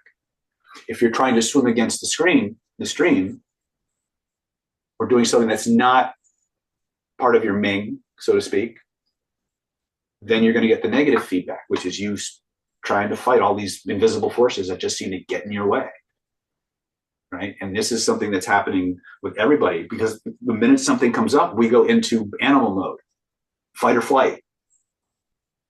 The moment we get pulled into fight or flight, we're no longer connected to our spirit and our soul, which means we've dropped in vibration. We've been pulled out of our center into vibrational density, and now we're at the mercy of those currents. But the more we can stay centered and grounded in our heart and keep these centers synchronized, the more we will experience. We'll be in the world, but not necessarily impacted as detrimentally by it. And the probability fields around you will shift, and things will just start coming your way. Right? And you'll be tested, because things will come up and you'll be sick. Like if you have children, you will be tested. I promise you, you will be tested. Right? In terms of what, in the mornings, like one of the things I do, and again, I'm really grateful for Dr. Joe's meditations. Like I start every morning with a combination of my pulling down the heavens, Buddhist chanting, and Dr. Joe's healing heart or forgiveness or forgiving heart meditations. That's what I wake up at 6:30. The first thing I do is put that on and listen to it while I'm in that sleepy state. So I'm already in an altered state, and now I'm actually taking that very malleable somnambulistic state, and I'm layering hemisync and these processes for opening and clearing the heart into that. So when I get up, the entire energy in the house is extraordinarily peaceful, because I was creating the chaos in the morning, because I get up grumpy. I didn't realize, because of my energy and the work that I'm doing, just how significant that was changing everybody else's fields. But there literally has not been a fight in my house in the morning for 3 weeks. Like, and there's been disagreements, but not nearly with the same level of escalation or whatever. So you have to understand that there are forces out there that are seeking to pull you into chaos. And there are forces out there seeking to move you up into order. And where they all meet is your heart and your lower dantian. And you have to balance and synchronize that, right? But any less than positive feeling in your body is just stuff that needs to be cleared, right? And as you do that, and then you open that heart back up, and your 1 through 10 will do that too. As long as you, and again, a lot of you, I keep referencing the divine water, the divine elixir meditation that Bruce was talking about. That will open you up like it's nobody's business. But you have to focus on building up a reservoir of love and gratitude and joy and happiness and blessings, and cultivating these feelings, and take them every day like you would take a vitamin. And you need to spend more and more and more time bathed and dissolved and absorbed in those frequencies. Not to run away from your shit, but to enable things to become less and less dense, so your body can just let it go, and your energy body can let it go, and your spirit body can let it go. And then more of that order producing energy, that peace producing energy, will start to permeate your existence. But if you're dominated by these more dense energies where everything is a fight or everything is a threat or everything, somebody's trying to take, you always see the world as someone trying to take from you. And you're going to get pulled out of that center. Right? And that's the work, because we're always fighting gravity, the gravity of these negative emotions. Does that make sense? I'm hoping that lands for some of you. Right? But I'm human too. Like, I don't levitate into my underwear every morning. Right? I have shit that I have to clear and things I have to do. But all I can do is pass on what I've discovered and what I've learned and what works for me. And either resonates with you or it doesn't. But this is what I got. So did I answer your question? Yeah, you did. So when things are kind of flat, does that mean I'm in state control though? Because like the good things aren't really impacting me, but the negative ones aren't either. It's just like usually in that situation, you're in some level of apathy, denial. You're shedding out, basically. Okay. And so there's some level of detachment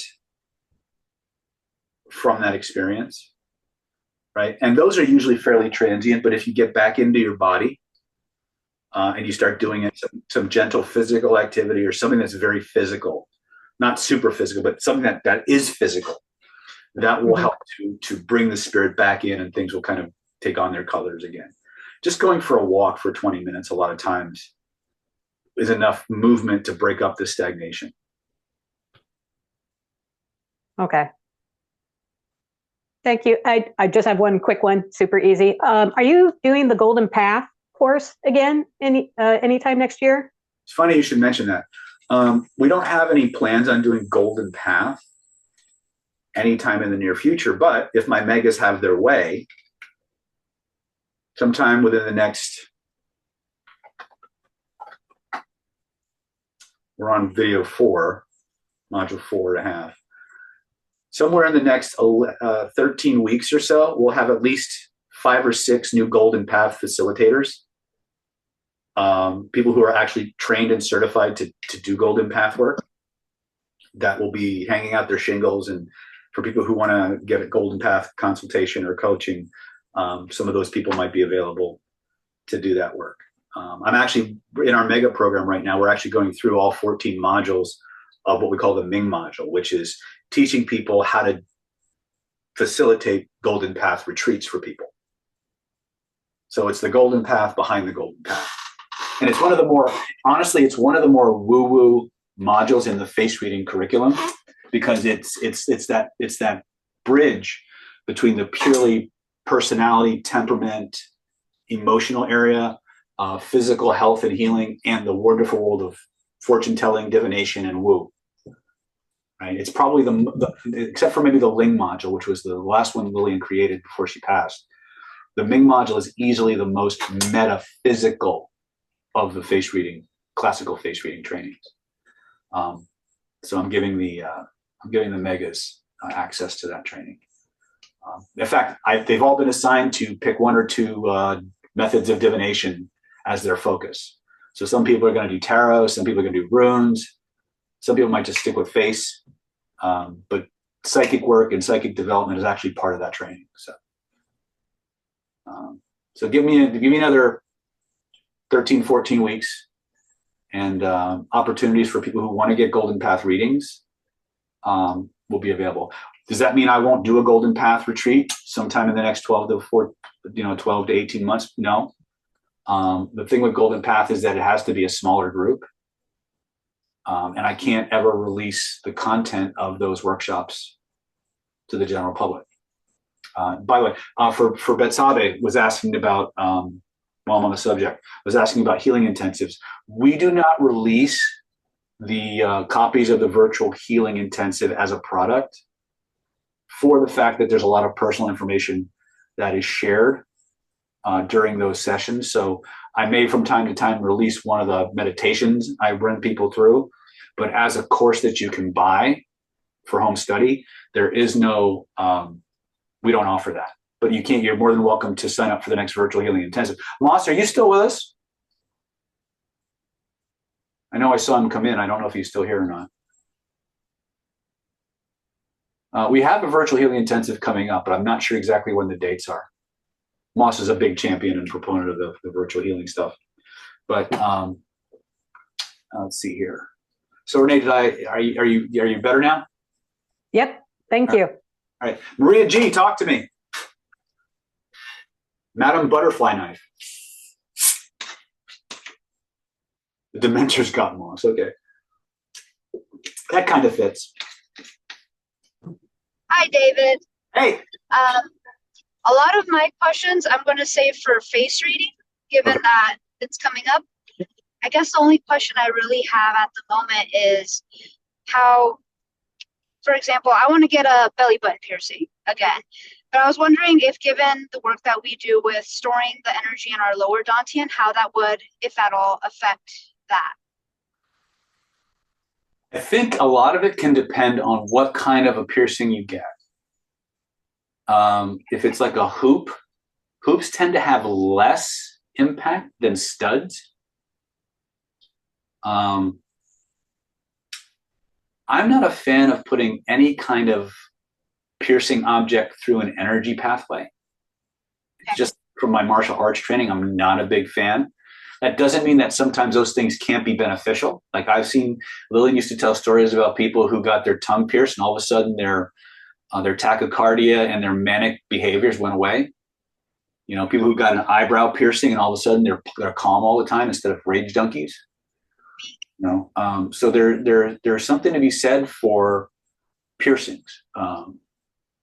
But I wouldn't necessarily want to put any kind of object through my one of my primary energy centers. It's just me.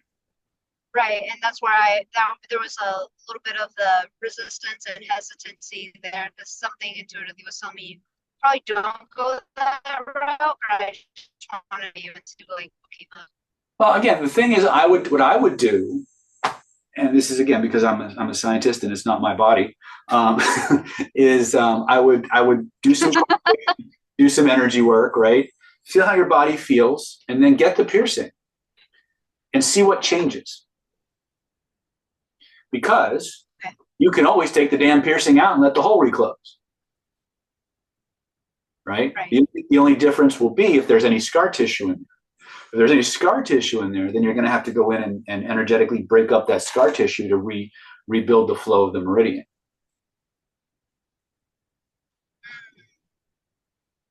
Gotcha. Right. So it's really up to you. I mean, at the end of the day, you can always test it. Or you can just play it safe and not put it there that God didn't put there. Real. Right. All right. Any other questions?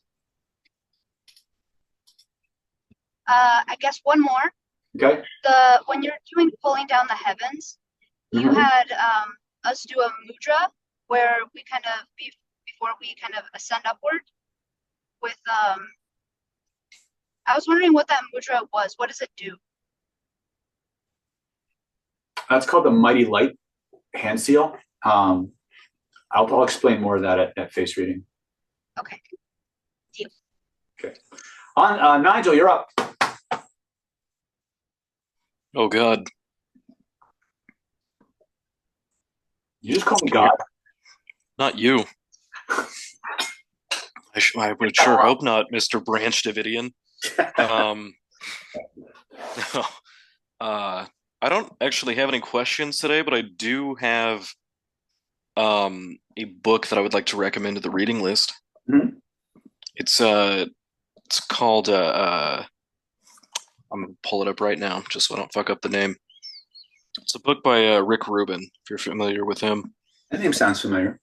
He is a big music producer, but he has a book called The Creative Act, A Way of Being. Mm-hmm. He applies a lot of Buddhist and like Eastern principles to kind of taking on the role of an artist, mm-hmm. which everything we do is based on art. I mean, more or less. Mm-hmm. You can apply everything that he teaches in that book to a meta program of how we tend to operate.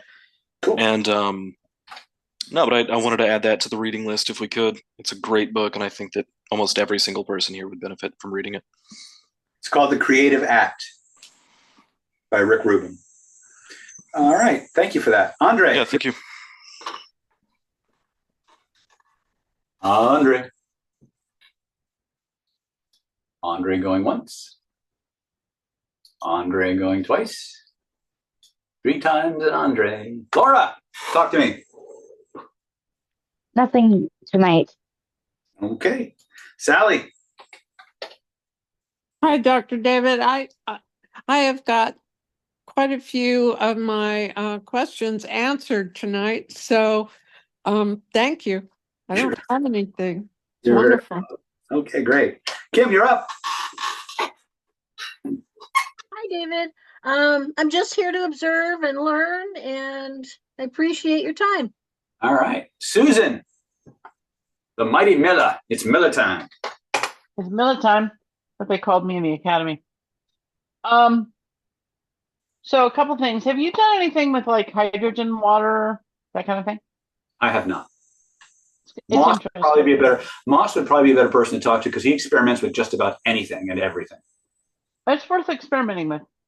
It's not like a stimulant, but it's kind of like you don't run out of energy as fast. Anyway, that's not really the question. The question is, I was listening to a thing today on the YouTube about how chronic fatigue syndrome became chronic fatigue syndrome instead of what it was originally called, which was something encephalitis, and how psychiatrists took it and turned it from a physical problem into what they declared to be a psychological problem, and how people were coerced and or physically forced into treatment in the UK specifically. One woman was what they call section. She was 5150, and she later died. And people were put into studies to prove that exercise was the treatment, and it made them worse, and then they lied about the study. Anyway, horrible story. But then I'm thinking about what we do. So if I were to sit down with someone with those symptoms, you and I would both say we must regress to cause.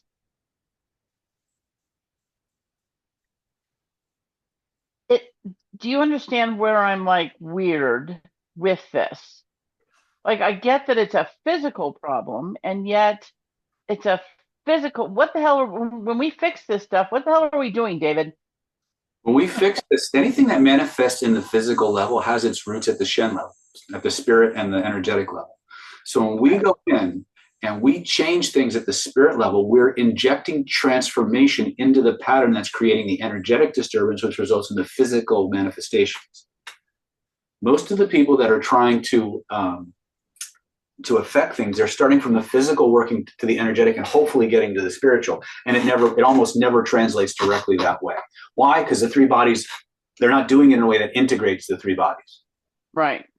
Right. They're isolating and targeting the specific physical body with physical interventions, physical activities that are not only marginally impacting the energetics of things, which are already stagnant, right? But not doing anything or minimal things to the pattern it's creating. So you have the mouth of the river, right? You have the river, the mouth of the river, and the fountain, and the spring, right? If I dam the spring, the river dries up, right? Or I could spend all my time at the mouth of the Mississippi bailing and wondering why I'm not getting anywhere. If someone started with a virus, and then they have all these after effects. When in medical speak, anytime you hear the word syndrome attached to anything, translation, I don't know what the fuck is going on, is what they're saying. So like chronic fatigue syndrome. Right.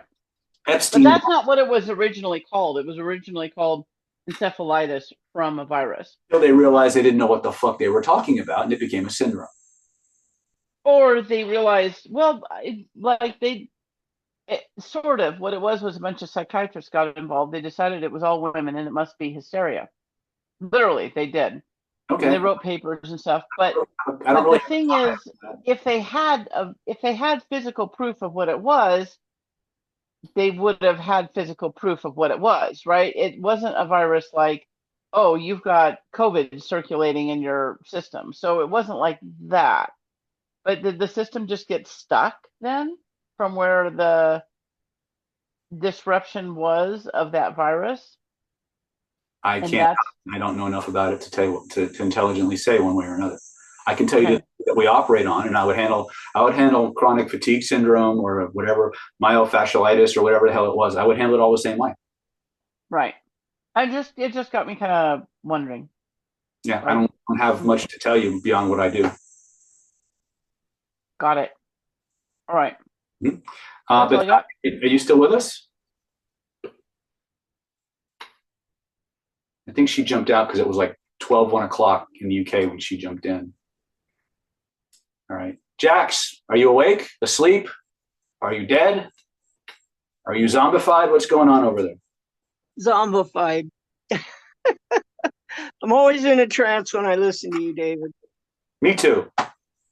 Well, I thought that I beat fibromyalgia, right? I did. As long as I stayed active. Fibromyalgia can't kick your butt as long as you stay active. My question was, vibrational influence. Do you have any of those classes coming up in the next year or so? Because I want to do identity by design and then vibrational influence after. We have Unleash the Magic coming up in March or April. No, it won't be far enough out. And then I think we're doing Vibrational as a post-conference for HypnoThoughts.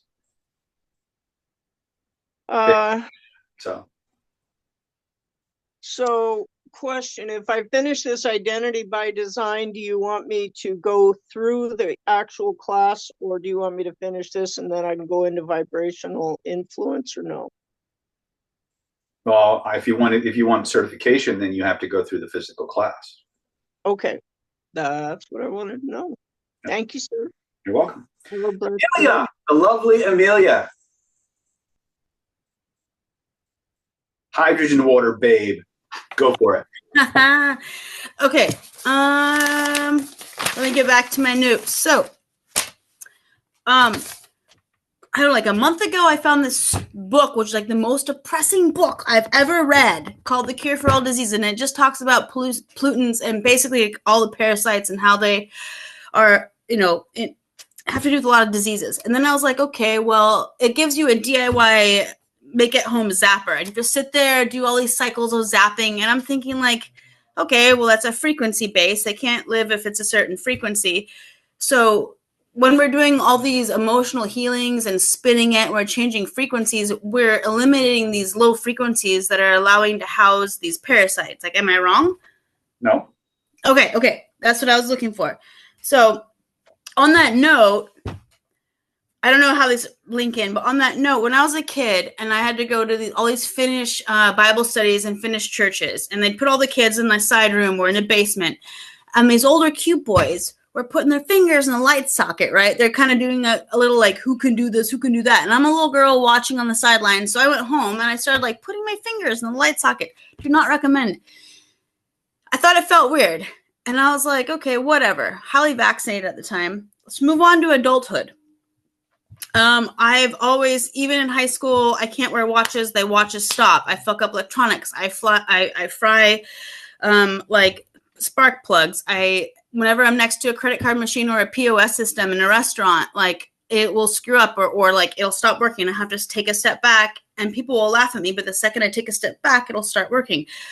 So my point is, are those somehow connected? Did I screw up something within my energetic frame that's causing that? Or because I'm like, is that something along my path? Like, am I just a super high frequency that's disturbing that? Because we had Bluetooth one time, and if I stepped into my bedroom, my ex and my boyfriend could watch the movie. But if I stepped into the bedroom when the Bluetooth was on, casting the movie onto the TV, it would go out.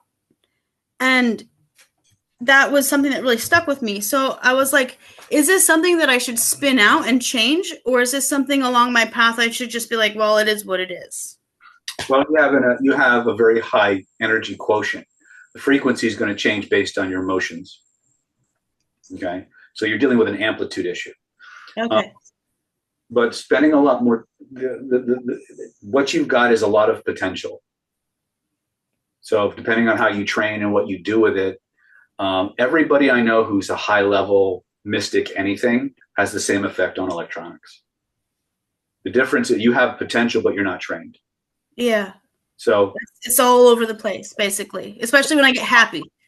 So I would spend a lot more time grounding, Okay. and wearing things that insulate you. But the truth is that what you've got is a high quality problem. You've got a lot of energy. You just need to train it. Okay. All right. And then one other thing was I just want to thank you because I work in a club, and when I get bored and I'm allowed to drink and stuff, I'll just start talking to people, and they'll just open up, and for some reason or another, they tell me they're in pain. Like around Halloween, I was talking to some guy, and he was all of a sudden started talking about massive pain from a gallbladder removal issue. And so, spun it out, did whatever we needed to do. And I ran into him a couple nights ago. And I was like, do you remember me? He's like, yeah, you did something with my gallbladder. He's like, it's been gone ever since. And it turned out he was a freaking surgeon. How about that? Right? He's a surgeon. And so we connected and stuff like that. And I just, I thought that was really cool. So I just want to thank you for. Very well. Keep going. Keep playing. Yeah. Thank you. That's all. You're very well. Florence, my lovely Florence from Europe. Long time no see, my friend.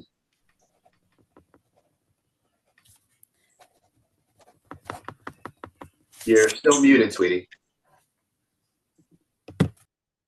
Ah, there you go. Yes. Well, it's always a pleasure to meet you, but as I don't have a bank account right now, so it's more difficult to do the transactions. It's true. But because I'm canceled from the bank system, so it makes my life complicated. But it's still, it's better to have money and no bank account instead of having bank account and no money. That is true. I will take that any day of the week. So did you have a question, or were you just kind of? Yes, I have a question. I would like to participate in yoga today, although I'm tired. Mm-hmm. I mean, I'm not gonna do any advanced stuff, but so that I would only be like awake, because I just want to be in that class for the pleasure of attending. So how would I keep myself awake, although I would feel tired? For yoga? No, but I mean, I will go to the meditation center, and then they will have some light exercises, I'll do it just for fun. I just want to participate. They do it so seldom. Mm-hmm. So now it's 3 a.m. in Sweden. So I would like to go there at 9 a.m. and, be able to stay awake. Mm-hmm. Well, I don't, it's a really great question. I would spin it. Like there's a place in my body that controls my energy level. Where in my body do I feel that? What color is it? Take it out, notice what direction it's spinning. Notice it's moving in a certain direction. Find the direction that gives you more energy. And then spin it, slam it back in, let the energy engage, and then go and do your stuff. And just focus on having fun. Yeah, and then I also drink energy drinks, and maybe I would eat candy, because candy will make me awake because of the sugar, I guess. Yeah, you just got to be careful because you'll get this high and then you'll crash. Are you familiar with a substance called methylene blue? I never heard of it. Okay, you can get it on Amazon. It's a food dye, but it was the first time the term magic bullet was ever used in relation to a medical substance. It was in relation to methylene blue. This thing will literally take your mitochondria and just supercharge your mitochondria. So you'll get very focused, you'll get energy, but you won't get jittery, right? I've been using it now for about a year, give or take. A lot of my people are using it, like 13 drops in water or soft drink in the morning. Works really, really well. I don't know if you can get any at 3 a.m. in Sweden, but it might be something you can order on Amazon. Oh yeah, and Amelia's little important safety tip: it is a dye. It is water soluble. So if you start taking it on a regular basis, you will pee blue. All right.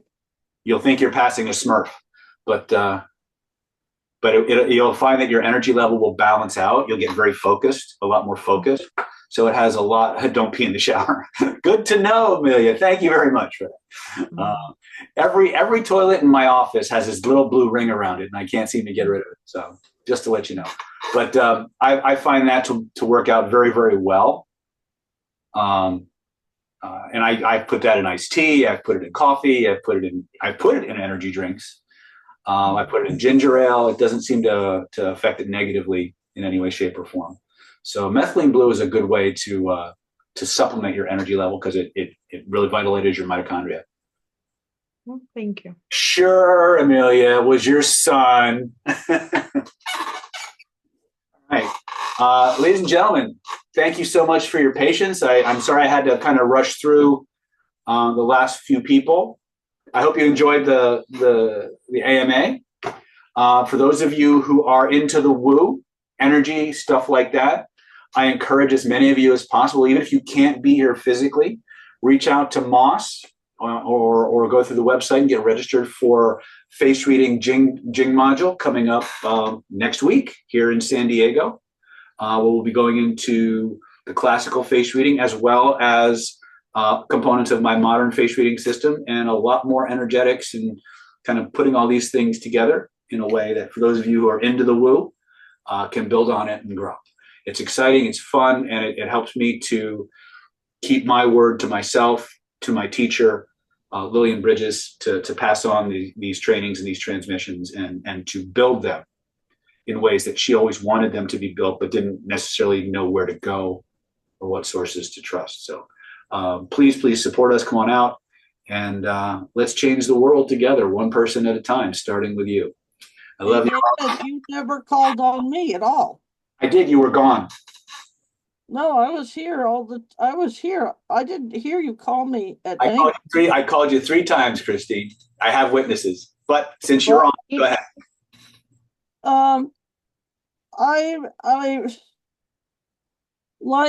I would like it when we do our mastermind come the third week.